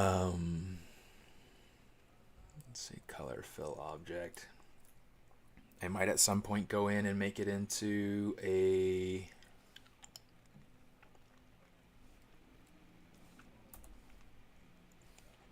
what's it called?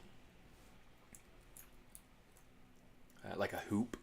I think it'd be cool to have like small hoops or something like that. We'll have to see once we get to that point.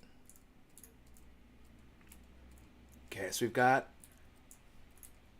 a face kind of started. Okay. I do want to get a little bit more of like a... Yeah, let's go ahead and like save over the... Since we're getting into the pose stuff now, I want to make sure that I'm working on the right... I'll call it a layer. Like, I feel like saving versions is kind of like working in layers. I'm going to bring these brows down just a bit.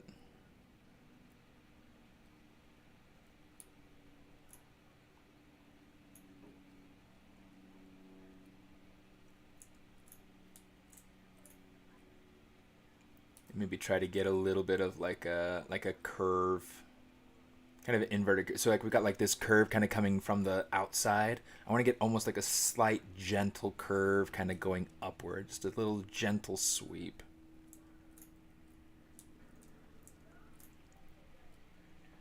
These are super thick brows, but I'm hoping that we can kind of make it work. Again, these eyebrows are meant as a type of stand-in. For XGen that we'll be doing later. And then in XGen, when I start putting in XGen is when I'm going to want to start to really, you know, art direct it and try to get some of these cool shapes in there. Okay.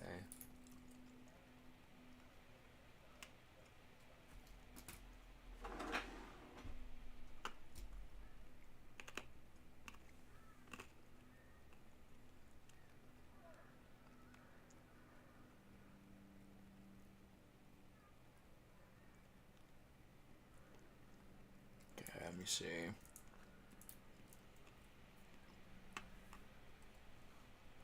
Let's turn on the hair and see kind of how that's working with it.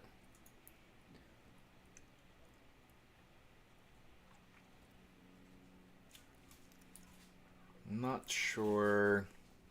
It might be the color. I don't know. Maybe it's the color that I'm not particularly caring for anymore. Let's turn to something that's just like slightly more.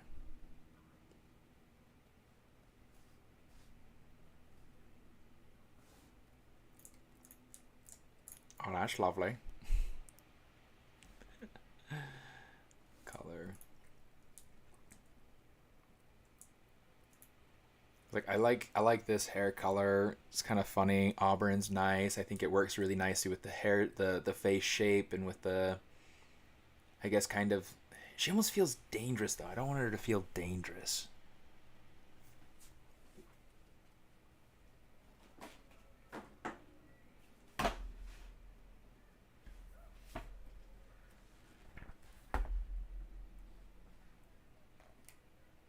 Let's see if I can.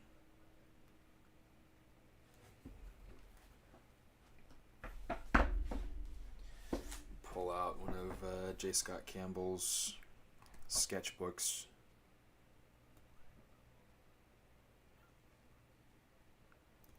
So he's got like this really cool, like right now I feel like she feels too aggressive. So I think it's just a matter of taking those eyebrows and undoing what I just did.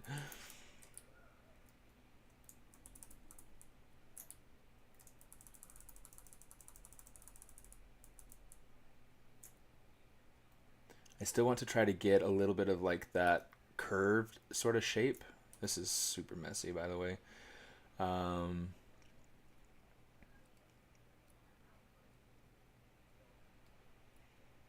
man, who made this? Like, they should be fired.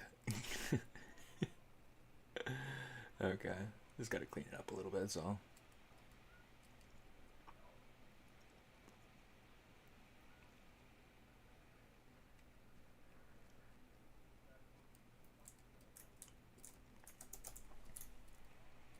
Feels much less aggressive. It doesn't quite have the shape language that I feel like I want, but let's go through, see if we can kind of get this to work.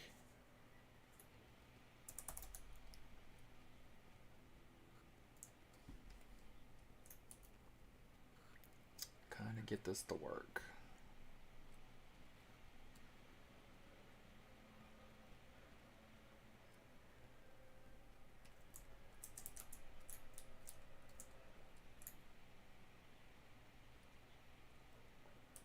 It's like something like that feels like it's starting to get the shape a little bit better.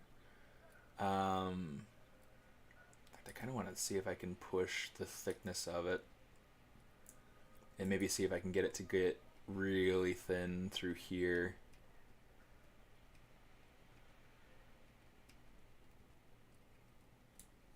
I don't know, there's like so much to play with. So much possibility. So that feels much better. It's like I feel like if she's like looking down now, it's less jarring. The chin does feel like it's too strong though, so I think it's going to be a matter of kind of taking it and pulling it back and in a little bit more. It's like checking things from every angle is super, super important. And there will be things that you notice from certain angles that you don't notice from other angles. There we go. She's starting to look like Mary Jane. like J. Scott Campbell's Mary Jane.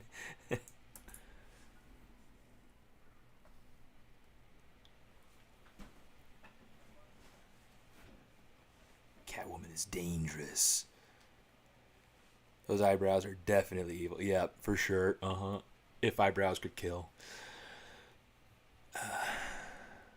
How long did it take to do that? I've been working on this character for a few weeks now. But I guess one of those weeks I also kind of took the opportunity to sculpt an armchair for her, which I have right here behind her. She's been a lot of fun so far. She's a fun character. Yeah, definitely a lot left to kind of tweak. Okay, I think a lot of these anatomy pieces down here we might have to, I don't know. It's like there are some things here that I'd love to kind of dive into. I love this this storm sketch that he has, which kind of makes me want to just kind of puff out the hips just a little bit right here on the side. And then I feel like there's a need to like raise the rib cage.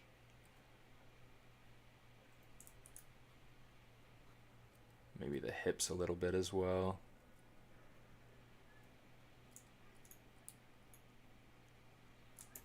Let's go ahead and grab the underwear, kind of pull it out some just so that it's fitting her again.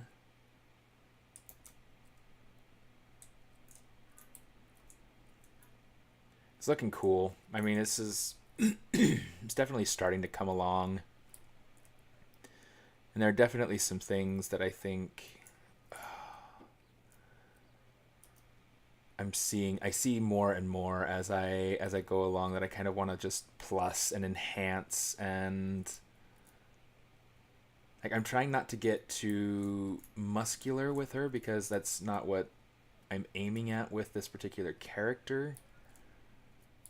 But gosh, like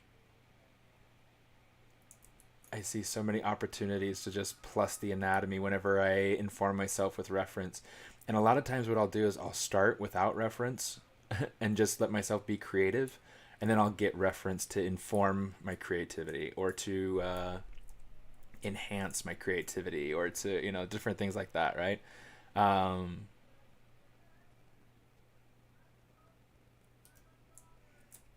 Let's go ahead and kind of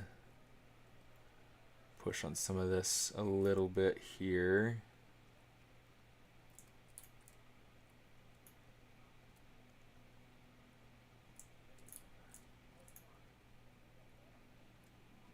Okay, let's kind of pull this out a little bit.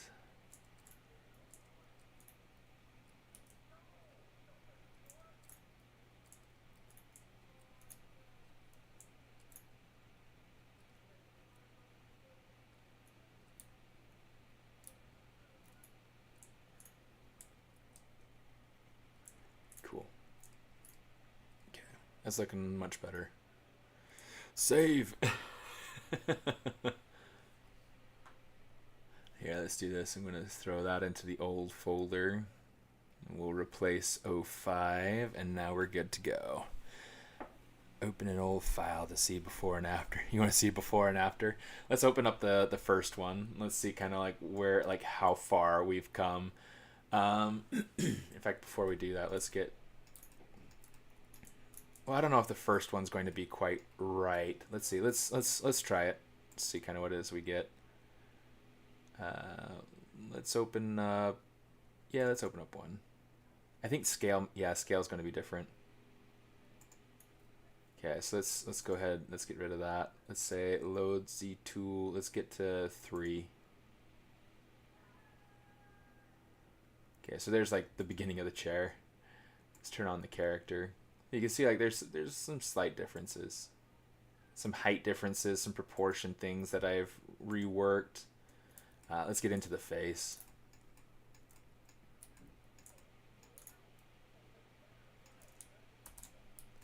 So just to be able to see kind of the differences of how these things are looking. I definitely feel like this is appealing, like this is cool. But I feel like this has so much more life to it. It feels much more informed. It feels much more controlled. I think that there's still a ways to go to make it so that it's perfect. But, Oh, here, let's switch over to the body and kind of make sure that this is... It should all be filled in with the material, please. Color, fill object. Thank you. Yeah, super cool. They're different, right? They're different, but definitely neat. It's exciting to see these things move along. I just saved. Were you not there?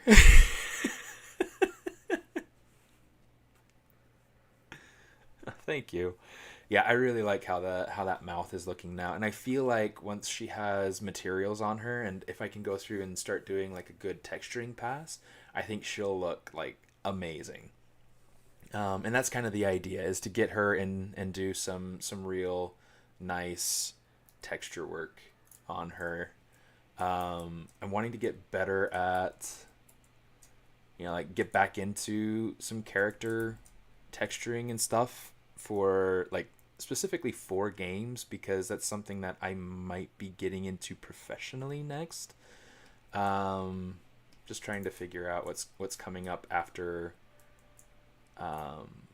after I wrap on my show, which is coming up sooner than I'd like.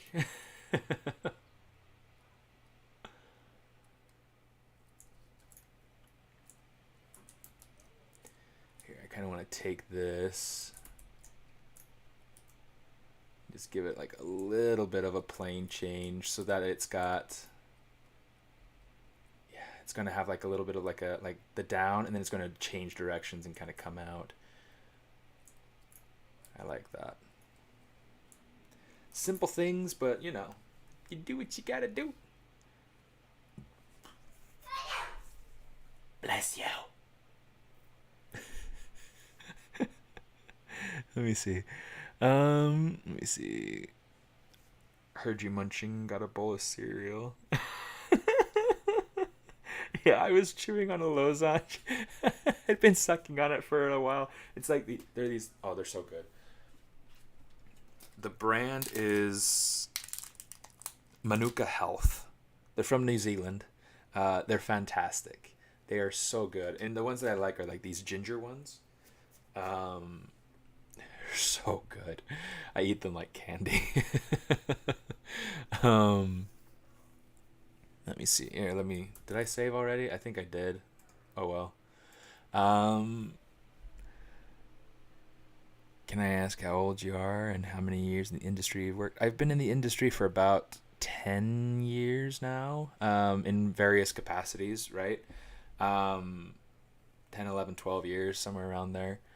And I am 34 years old. I'll be turning 35 this year. Yeah. So yeah, I have fun. I mean, I try to push myself and figure things out, and yeah, really, it's just all that, right? It's just pushing yourself and having fun. Um, Youngster, yeah, for sure. Yeah, I'm a baby. My wife calls me a baby. She's a little older than I am. That's okay. That's okay.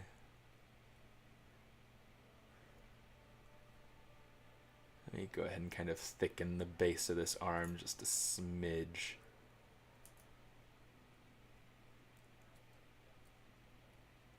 This way it helps create a little bit more anatomical strength. She has her little robe thing that she'll be wearing, but I'm going to not worry about it too much. It's like, here's like the robe. I'm not going to worry about it too much until she's seated, because there's going to be a ton of sculpting that it's going to need once she's seated. Um, what I do want to start working on is getting some heels going. So let's go ahead. I'm just going to get rid of everything except for these platforms here. Let's say geometry, modified topology, delete hidden. Because we don't need the straps. We're just going to need these, really just these bits right here.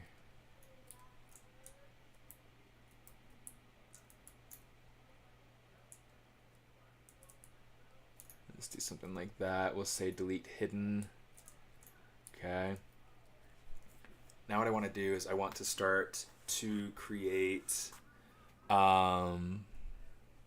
near twice my age. Poor guy.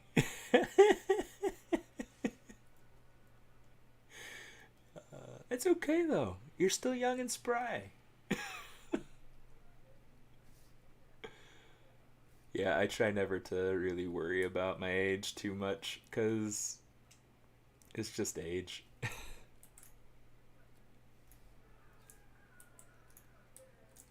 Okay, turn that off. We'll change the offset to -100. Actually, maybe not -100. It's maybe a little bit less. Something kind of like this looks like it'll work pretty well for us. I'm going to say turn down the smooth so that it's not smoothing it out, because I don't want it to have like way too much topology once I commit it. Um, the grind never ends. Yeah. Yep. That's absolutely true. So anybody looking to try to get in, the grind never ends.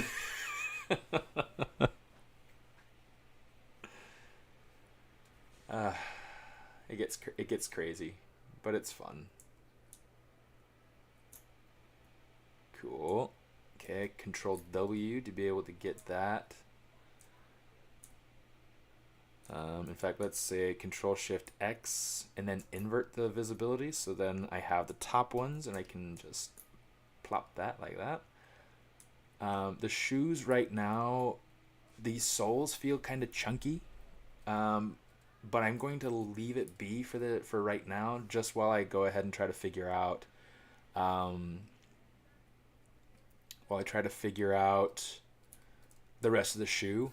Once I have the rest of the shoe modeled, then I'll worry about going in and putting, you know, controlling shapes and controlling sizes and things like that. Okay, I did get it. I'm just going to kind of scoot this heel forward a little bit so there's more of like that cut down this way. And we're going to do the same thing here on the front. Something we want to do is we want to make sure that she has more of a pointed toe, just because that's what I like. It's what I want for these shoes. We can kind of control the shape of that point by where these supporting points come in. These other ones don't need to be so far in. It's not a huge deal.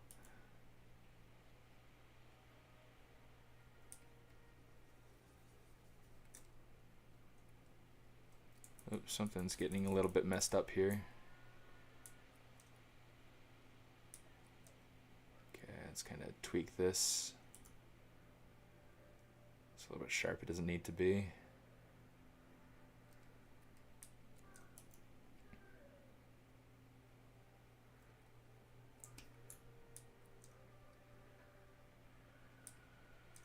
Oops.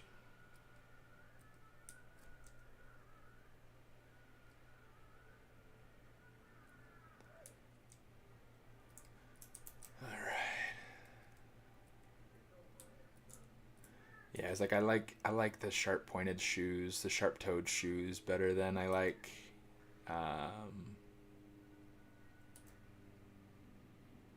like the rounded toe for this particular instance specifically.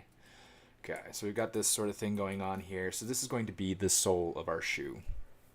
I want I feel like this shoe, it's not quite as interesting to me as I feel like I'd like. So I'm going to try to redesign something to replace it with. I want something that feels a little bit more, I don't know, a little bit more refined, I guess. I'm trying to think like what the idea is that I'm looking for. Let me see. As a mechanical and design, I watched the industry go from drafting board to 2D, then it was 3D, then it was MBD or BIM, now it's AR and VR. AR and VR is going into mechanical design stuff? That's interesting.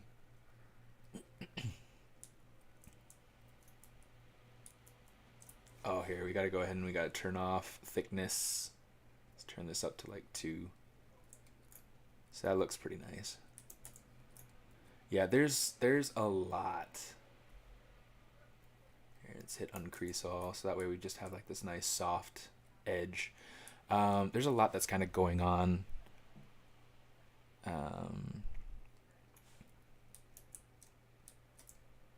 With the development of AR and VR and the way that it's kind of playing into different industries,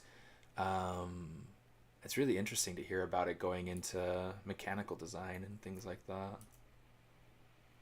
I guess not that it's like surprising me in any way, shape, or form, because I feel like new technology is always adapting to try to see how many holes it can fill and how many how many ways it can help every industry to adapt. Let's see. Let's go ahead and see about getting.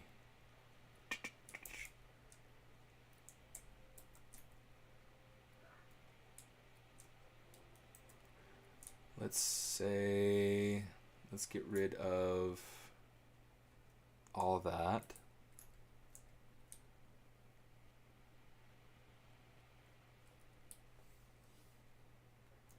Get rid of that, get rid of this. Control Shift X, maybe twice, maybe 3 times. We'll see. Delete hidden. I'm going to try something out.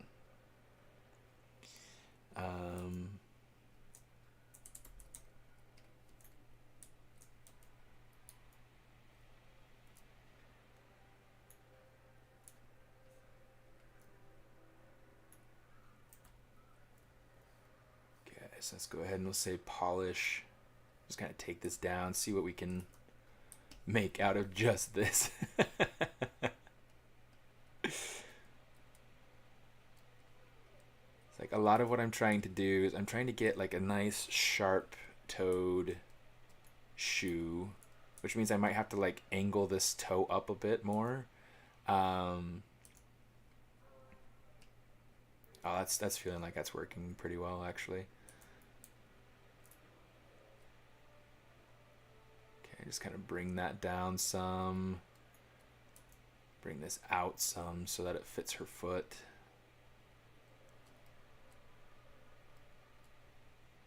And technically the shoe is going to be pushing in on the foot too. So I mean it's not like I have to feel pressured to make the shoe fit the foot.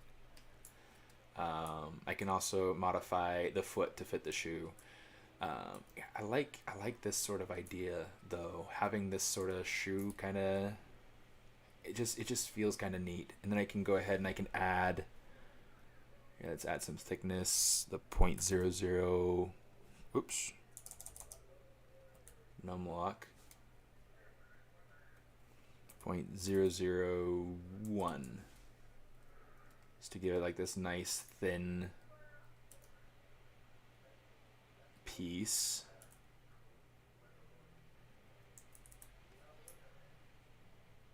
Kind of refine that so that it fits around her foot.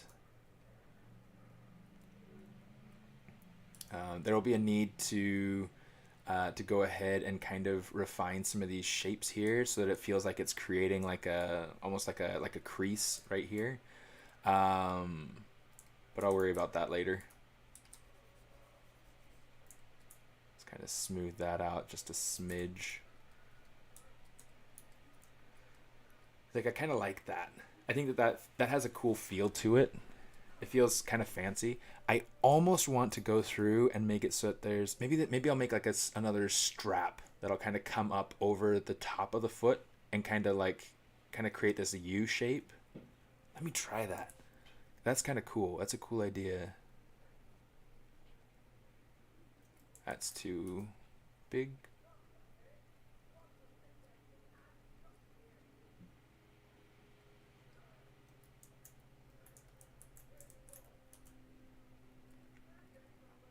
Let's go ahead and see if we can make something off of this.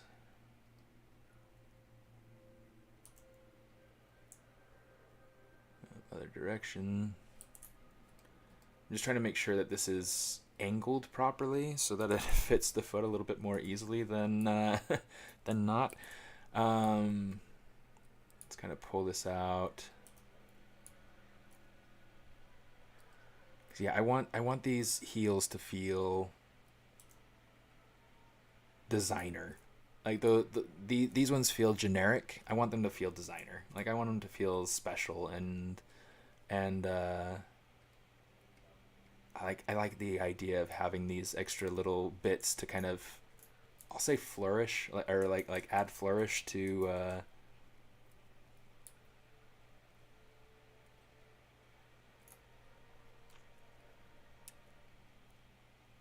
the shape of the shoe, to the aesthetic of the shoe. So I'm just going to try to push and pull this. I'm going to have to add in extra edge loops because there's definitely not enough edge loops on here for it to succeed as what I want it to succeed as, right? Yeah, let's go ahead. We'll say insert. Just kind of double these up some. This one I'll put in an extra one. This one right here, let's kind of add that. And then let's say polish.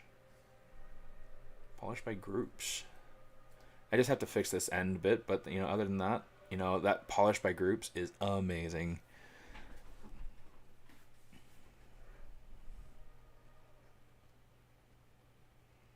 Let's see. we learn nothing from Terminator?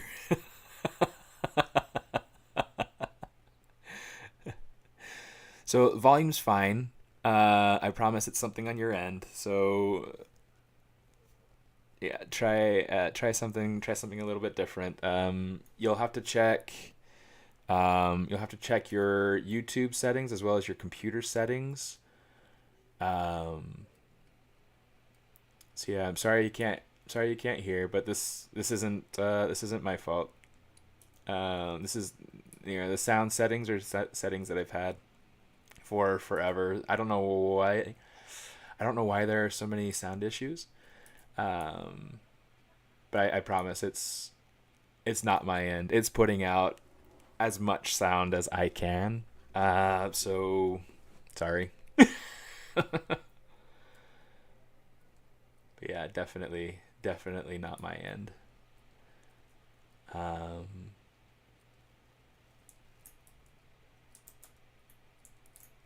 okay, I kind of like that color combo too. It's like if I were to, yeah, I like that dark brown. So let's kind of like let's fill that in. That's kind of neat. Fill that, and then with this one over here, let's go ahead and make sure that this is filled in. Color, fill object. I want to have this light brown strap kind of overlapping so that it's on top of that base piece, the toe cup. I don't know what to call it. But I kind of want to have this angle a little bit more. So let's kind of pull this back a bit more. Dior should contact me. They can make these shoes. And I'll go hang out with Uncle Christian, for a couple of weeks, and we'll, talk about the good old days. And I'm designing some shoes. I was saying that Dior should buy the design off of me, and I'll go hang out with Uncle Christian for a little bit.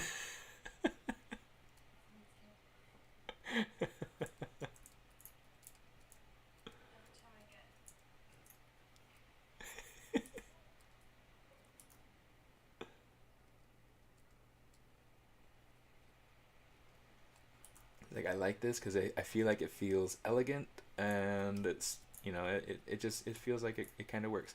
Now, the shoes themselves are a little bit plain, so I mean I'll probably want to do something to them to. Oh, so the Gucci Spider-Man outfit, I'm pretty sure that wasn't 3D. I'm pretty sure that was Mid-Journey. Um, yeah, anytime you see Spider-Man on Instagram nowadays, it's going to be Mid-Journey. It's going to be Diffusion AI. It's going to be it's going to be AI. Um, I haven't seen anybody do a good Spider-Man in a long time. Ever since Diffusion AI and Dolly and Mid-Journey have started rearing their ugly heads. Really cool stuff. Um, and it's beautiful. I'm absolutely astounded by it. But I'm just like, why can't you just make something? Why can't you just make something instead of ripping off other people's properties and like why can't you just make something? Because there seems to be no desire to actually create anymore. It's all about what can I generate. So that gets to be kind of like a it's a disappointment for me. Um, I've gotten to a point where I no longer feel like it's going to take over my job. There are already forms of AI type things that we use on a daily, right? So like anytime you use ZRemesher or Dynamesh or Decimation Master or other things like that, that's that's a type of AI. That's artificial intelligence going through and saying, okay, so your service is like this. I need to optimize it like this in order for it to work. So it's, you know, it's totally some form of AI, if you're wanting to classify it. It's an algorithm, but that's what AI is. It's an algorithm. So I like that color combo. Oh, that looks so slick.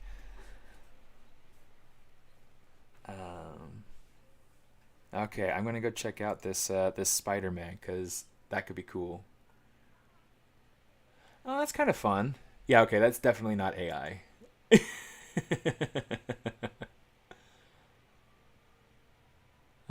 That's kind of cool. I like how they had the spider web motif kind of focused toward the inside area. I think that looks really pretty neat. Yeah, some interesting pattern combinations. It definitely feels pretty Gucci. And the way that different patterns were generated and the different patterns are mixed together, the different types of fabric. Even the lenses, like that feels pretty Gucci. That's kind of funny. Yeah, I hadn't seen this one yet. I do recognize that name though. Oh, okay, okay. Yeah, yeah. I like some of what this person does. Yeah, kind of funny. I'm not a huge fan of like the characters smoking and everything like that. I feel like I feel it's very out of character, and I don't particularly care for it. But whatever. They like it, other people like it, so I'm just not their target audience.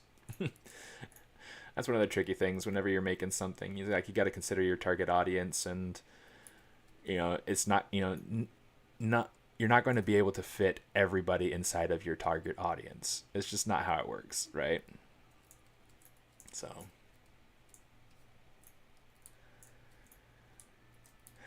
cool. So let me see. I'm trying to debate whether or not I want to add some sort of little heel lip back here. I think I will. I think I will. And then the other thing I want to do is I want to build the heel off of this. So and we'll make it two part. We'll make it so that there's kind of like an upper leather covered bit, and then the lower bit will be kind of like this, like a gold chrome, like a gold plate sort of look. So here's what we're gonna do. Control Shift D again. We'll select that. We'll say, well, in fact, we'll go ahead and select all of this as well, and we will say delete. Okay.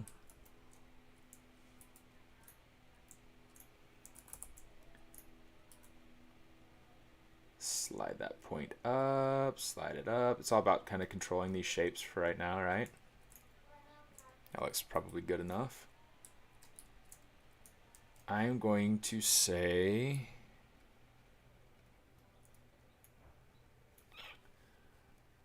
let's do this. Okay, we're going to say dynamics, turn on smooth, turn up thickness. It doesn't really matter how much. Offset, we're going to, change it to positive 100. We're going to say apply dynamics. We can change this back down to like 2, turn off thickness. Okay. So now what we're stuck with is we have this bit here, which we can then go ahead and shrink it in, kind of flatten it out. Let me just turn off the smooth preview so that we're not having to worry too much about it. Oh, we're getting some, before we start shrinking everything in, let's turn on local symmetry. That's why everything was kind of odd.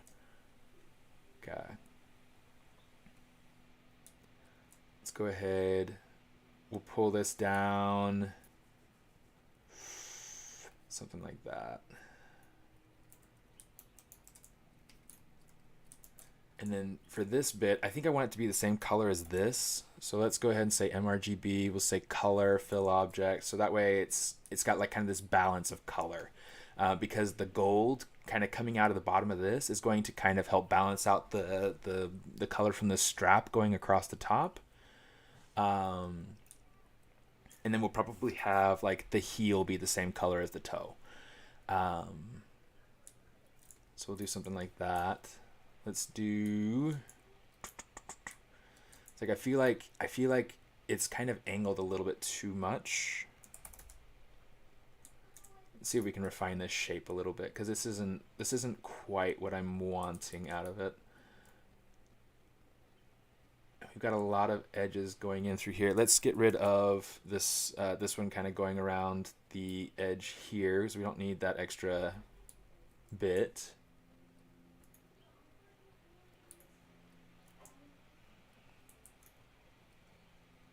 Okay, and that works really nicely.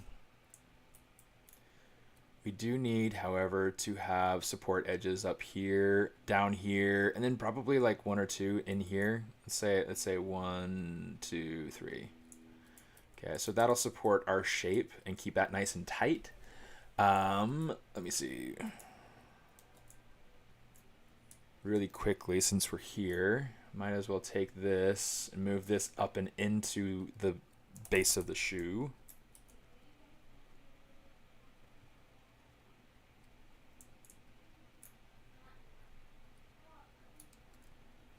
Like I'm getting some glitching where it's like it's not wanting to showcase my my topology edits, my form edits. It's working now, but it was kind of glitching a second ago and had like a little bit of a remnant shape. Okay, so that's looking pretty good. So now that we have that, I'm trying to decide. Oops. Let's go ahead and kind of pull this down a little bit more. I'm trying to decide like how much to modify this shape. It's like there's always like, sorry, I'm getting into a groove. I haven't checked the chat in a few minutes here.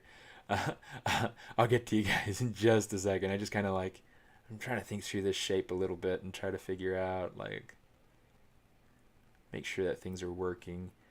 And that might be too much. I don't know. Let's see.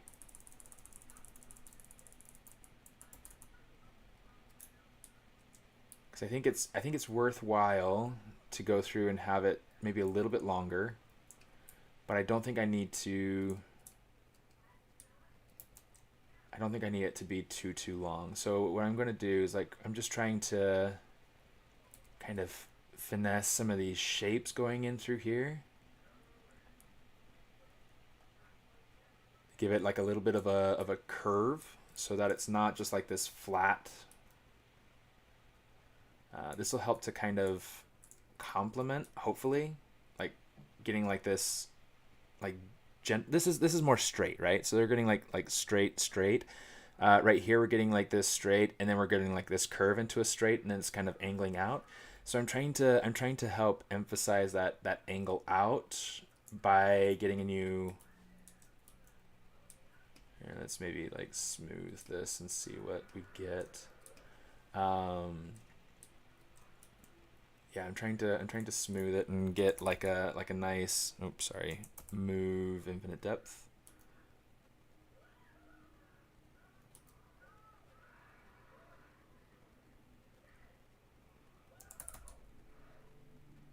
Okay.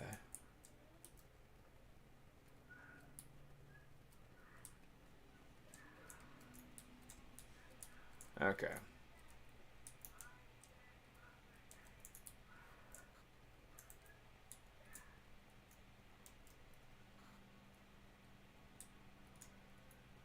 Try to like push this forward a little bit more.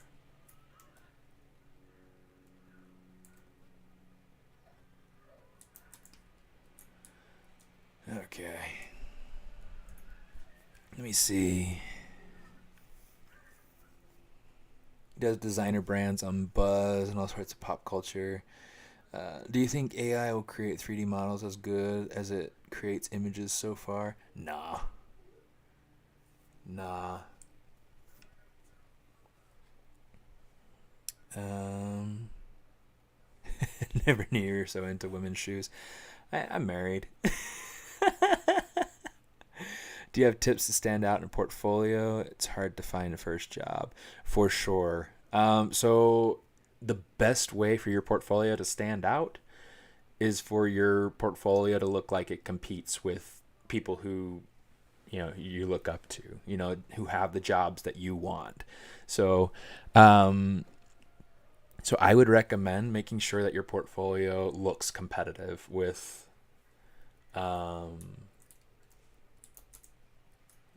looks competitive for what it is that you're wanting to try to get into. Let's get rid of that.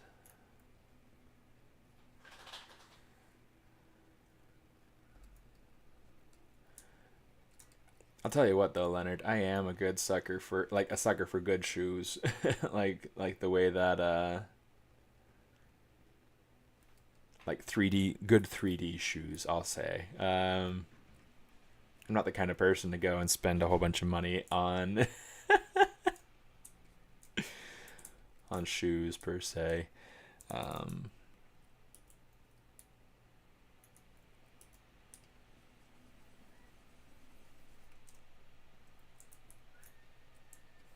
Yeah, let's go. Oh, I want my mask lasso. But yeah, because like shoes are, I feel like shoes are a point where people tend to take as much of an easy route as possible, and I know that I fall into that trap oftentimes as well. Um, and I feel like whenever somebody cares to do well with the shoes, I feel like it shows, and that it really helps push the overall quality of the character. Um, I'm going to go ahead and duplicate this, and then we're just going to make this into same thing. We're going to say dynamic. We're going to give it thickness. Doesn't really matter how much. Offset 100%. Awesome. Apply. Yes.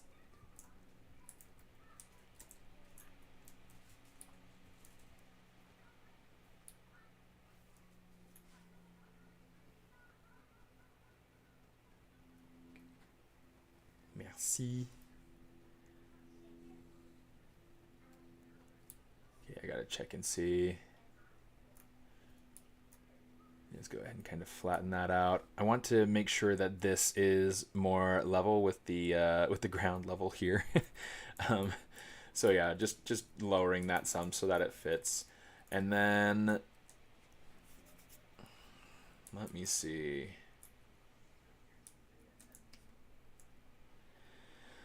Let's grab our Z modeler. We'll say insert multiple edge loops, and we will boom, boom, boom, boom. Let's do something like that. Okay, same thing like we did for the upper piece here. I want to make sure that I have a different polygroup for here so that I can mask it. Polygroups, group by normals. So now we have like that polygroup that's going around. Oh, I didn't even think about that. I'm going to have, oops. I'm going to have different polygroups on each side here. So let's say we can either say merge similar groups, which that'll go through and it'll kind of combine whatever has the similar topology and everything, which means it's probably got the top and the bottom as being the same. Don't know that I care for that, but we'll keep it for now. What I want is to grab this, invert my visibility, so I got everything but that group visible. Control Alt, not Control Alt, Control A. Oh, autosave coming to the rescue. So the reason I didn't use Z modeler, sometimes it's like, sometimes Z modeler will go through and create issues where it just doesn't want to keep points apart. Um, this is feeling a little bit.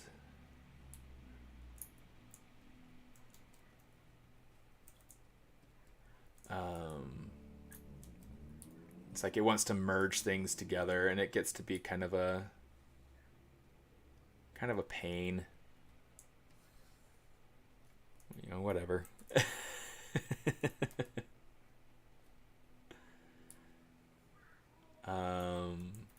So it's, for me, it's a matter of making sure that I'm getting what I need out of my piece. Let's go ahead and kind of add in another piece here. We'll add, yeah, let's use single insert edge here. We'll grab that. Mask that.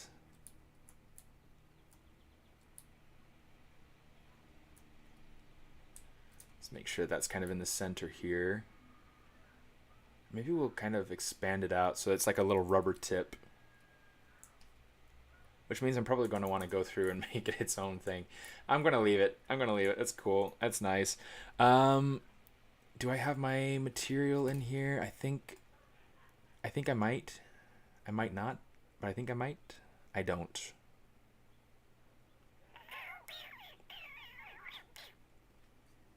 Okay, let me see. I'm going to say, yeah, this is a material that I don't ever use, so I'm going to grab it, or I can grab like fast overlay or something like this. I'm going to say, let's say load. One of the things that'll happen when you're creating, or not, sorry, when you're creating, but when you are importing or loading materials, is that it likes to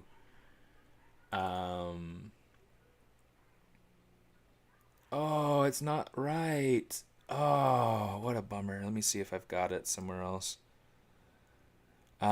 Is that it'll go through and replace whatever one you had selected. So like this, for instance. Oh, it didn't replace the, well, it didn't keep it down in this level because these are the standard materials. These will interact with light a little bit more. So it put it up in matte caps because it recognized that it was a matte cap. I'm going to, maybe I'll just use the gold. MRGB, we'll put it up to white. Color, fill object. Oh, let's turn off. Let's rearrange this 1, 2, thickness down to nil.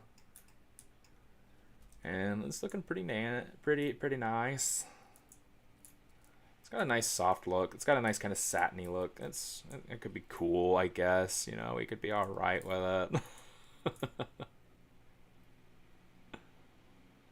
Okay, I'm going to go through and kind of emphasize these bevels here, so that way it holds its shape a little bit better. And I also want to emphasize that front corner so that it holds that edge sharper. And yeah, that piece is done. I mean, anything that I do to be able to do like a material separation here, I can do that in surfacing. I can do that in texturing and whatnot. That's totally fine. Let's go ahead and go up one so we can soften out that top bit. And that's a good looking shoe. That is a good looking shoe. I mean, there are some things that I want to do decoratively in the toe of the shoe and in the strap that I feel like I can do better with surfacing, texturing. But yeah, there a reason? Oh, okay. So that's the same question we had a second ago. That's good. Okay. Good. Real quick. This is a time where I will use ZModeler instead, just because I think it'll be a little bit nicer. Let's go ahead and say up to there. Hide that. And then I'll hide that and that. So now we're just down to this little piece here. Delete hidden. Let's turn off smooth. Let's go ahead and say extrude all polygons, blop. Okay, so now what I want here is I want to have a nice kind of rounded heel. So the easiest, there are a couple things that I can do to be able to do this. I'm going to do it this way.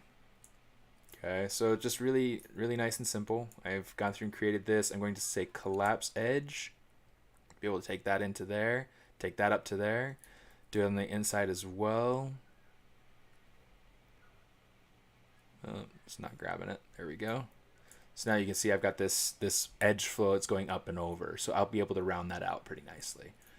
Got to do the inside as well.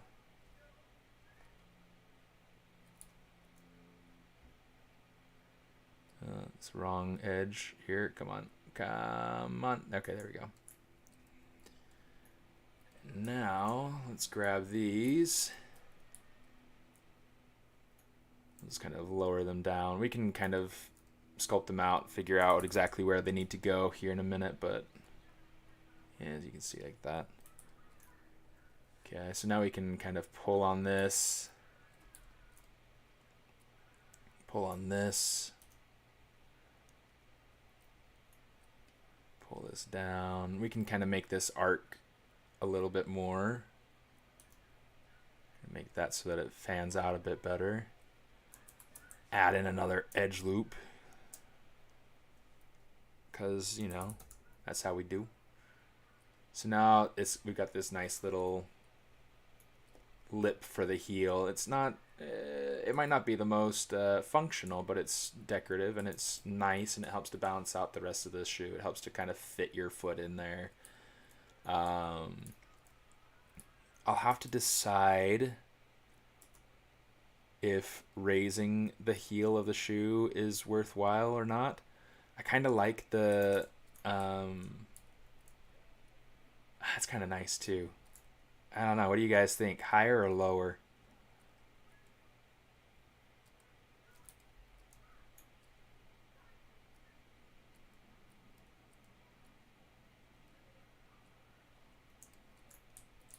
So like higher, I kind of like this because I feel like it's creating like this, I don't know. Higher? Yeah, I think so too. I think you're right. Let's do it. Okay, so right here, let's go ahead and say smooth up to 2.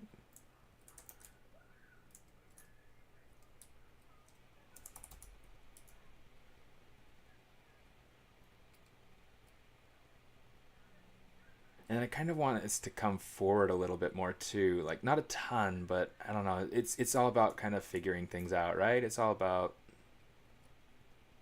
fiddling around. Cozy it on out. Or in. I guess however you want to look at it.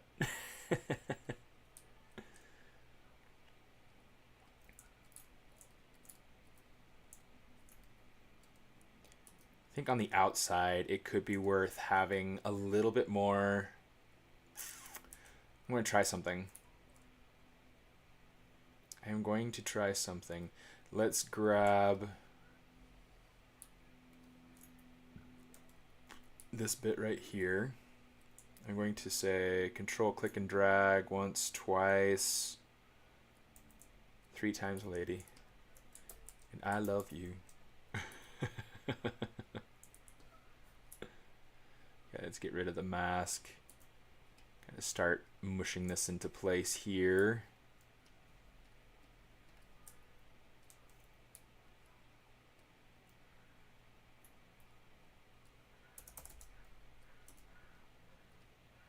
Push and pull and see what we can get. I'm trying to figure out if I like having a little bit extra here on the outside and then leaving it kind of simple on the inside. Because one, I think it's going to help protect the foot. It's going to help protect the heel. So, I mean, Achilles could probably wear these shoes and feel a little safer. Just kidding. Or it also helps to kind of yeah, I think it's just a matter of like rounding out the design, rounding out the shape, making it so that it feels like it holds the foot a little bit better. I think that's really all I'm looking for with this particular piece. And I feel like it could probably go up a little bit higher.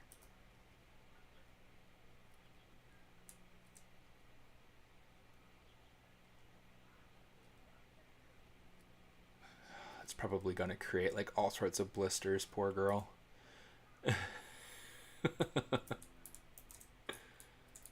Okay. There is our shoe. Dior, feel free to reach out to me. I am no, I'm just kidding. But seriously, if you decide to use my shoe design, I am open to business inquiries.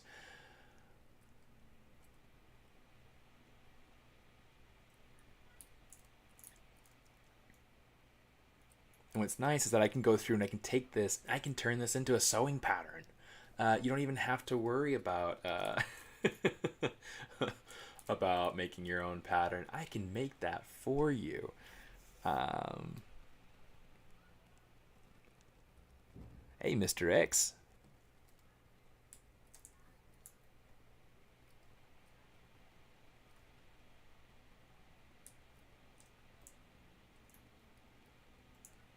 Yeah, so I think that's going to work nicely. I do want to refine like the anatomy of the ankles and the feet in here because I feel like that's going to be something of a I'll say an interest point at some point when she's done. I don't think I have time to be able to go through and do more for today, but this is what she's looking like so far, and I'm liking that.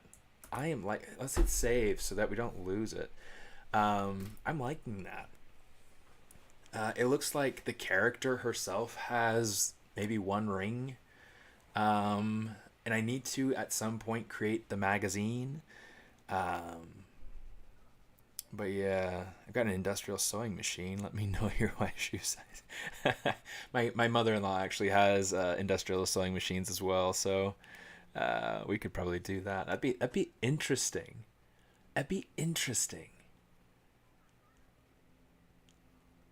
That's funny. Now I gotta go get some leather, just to be able to test out the patterns and everything, and turn it into a real thing. You're clever. You're clever. That's fun. um, Her calves feel way too refined, and I think this is something that would be worth kind of minimizing just a little bit, not a ton, because I do want her to have like these nice calves, but I feel like they're just a little bit too big, too chunky. Like she's not meant to feel athletic. She's meant to feel sexy. you know. So not that yeah, whatever. I'm not going to get into that. Oh, you know what? I also want to take just to be able to see what this shoe is like. Ooh. With this heel being that color. Ooh, not material. No, let's get that color. Fill that. I think I like it better the other way. I'm going to keep it this way because I feel like that feels like it's a continuation of a shape. I feel like everything's kind of balanced already. So I'll leave it. I'll leave it as it is. Once an Imagineer, always an Imagineer. Yeah. What about non-manifold topology in ZBrush? In Maya, there's mesh cleanup. How does it work in ZBrush to clean your mesh before texturing it? I already have clean topology, but for instance, maybe I can check with the hair because there's a possibility that the hair might have vert welded together. You could come over here to underneath geometry. There's mesh integrity, and you could say check mesh integrity. It says that it was completed successfully. Awesome. If it says that it has some problems, you can say fix mesh. But since she seems to be just fine, I guess that's not really an issue. The shape of that hair is bothering me now. Different time. Different time. I'll worry about it a different day. Different time. So we've got some cool shoes. We've done some posing for the face. There will be some more posing that we do for the face once we get her body in pose. Because like I've got like, you know, I want to have her hand kind of interacting with her cheek or her mouth a little bit. You know, just like kind of a Mary Jane sort of thing where she's got. Actually, I don't think I have an example of that here. But one of the things that Scott will do with his characters is he'll have like the character interacting using the mouth, and I think that will help a lot. I love this character. I love his work. It's just amazing. It's so stunning. But I think that having the character you know, kind of play with like get a little bit of like a smirk sort of thing, kind of you make her feel a little bit flirtier. I think that'll be a huge thing for making this character really come to life and feel appealing, and so many things, right? So many things. Let's see if we can kind of shrink this in just a smidge. It's like, I like the idea of the hair kind of flying off the front, but I think that might just be overkill. I don't know.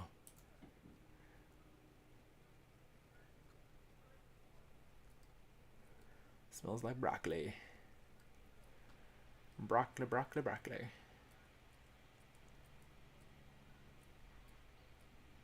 So yeah, there's a whole lot of back and forth that we got to do to be able to make sure that things are working. That's a little bit better. That's a little bit nicer. I'll keep this for now. We'll be all right with it.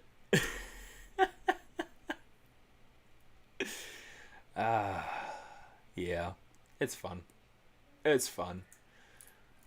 So yeah, main things we did today, we've got some face kind of going in there, and then we've also got some shoes, some Jimmy Choos, some Stephen Dior. So yeah, that's kind of what we were able to kind of get done today. That was a lot of fun. It was some good stuff. I think that was definitely necessary to go through and spend the time that we did today on those things. I definitely need to still go through and do some refinement on the feet, because right now it just feels very, very plain. There is no emphasis. There is no plain change. There are no bony landmarks for like the ankles, the metatarsals, those sorts of things. We want to make sure that those sorts of things are designed into this model so that it's clean, so it's ready to go. Once I'm done kind of emphasizing those structures, those anatomical structures in the feet, I'll go through and I'll kind of put this up on my website as a base mesh that you can go through and you can purchase, and I'll make sure that's public on my Instagram as soon as possible. For anybody who wants to be able to find any of my links, let me go ahead and grab that again, copy, paste. All right. You can find all my links there. Anything from my YouTube channel, my Twitch, where I stream, my Instagram, my ArtStation store, my Flip Normal store, virtual tip jar, I don't know, like all sorts of stuff, right? So feel free to go check it out. I've got all sorts of tutorials, resources available, and there's also a link to join my Discord too. So if you're interested in joining my Discord, Love to see you around. We share a lot of work in progress, kind of some random chat. We all cheer when somebody else joins the Discord, so feel free to to jump in and say hi. Um, this is where we'll leave it for today. Thanks for coming and having fun. Uh, yeah, it's always nice having good people around. So, gosh, this is a fun project, and I'm looking forward to finishing it up so that I can so it can be done. Um, I'm not gonna lie, I like it when projects finish up. Um, it's satisfying and it's also kind of relieving because then I can move on to something else that's creatively bugging my brain. Yeah, gosh, enjoy your Saturday, enjoy your weekend, go have fun, and I'll see you next time I see you. Smartest out.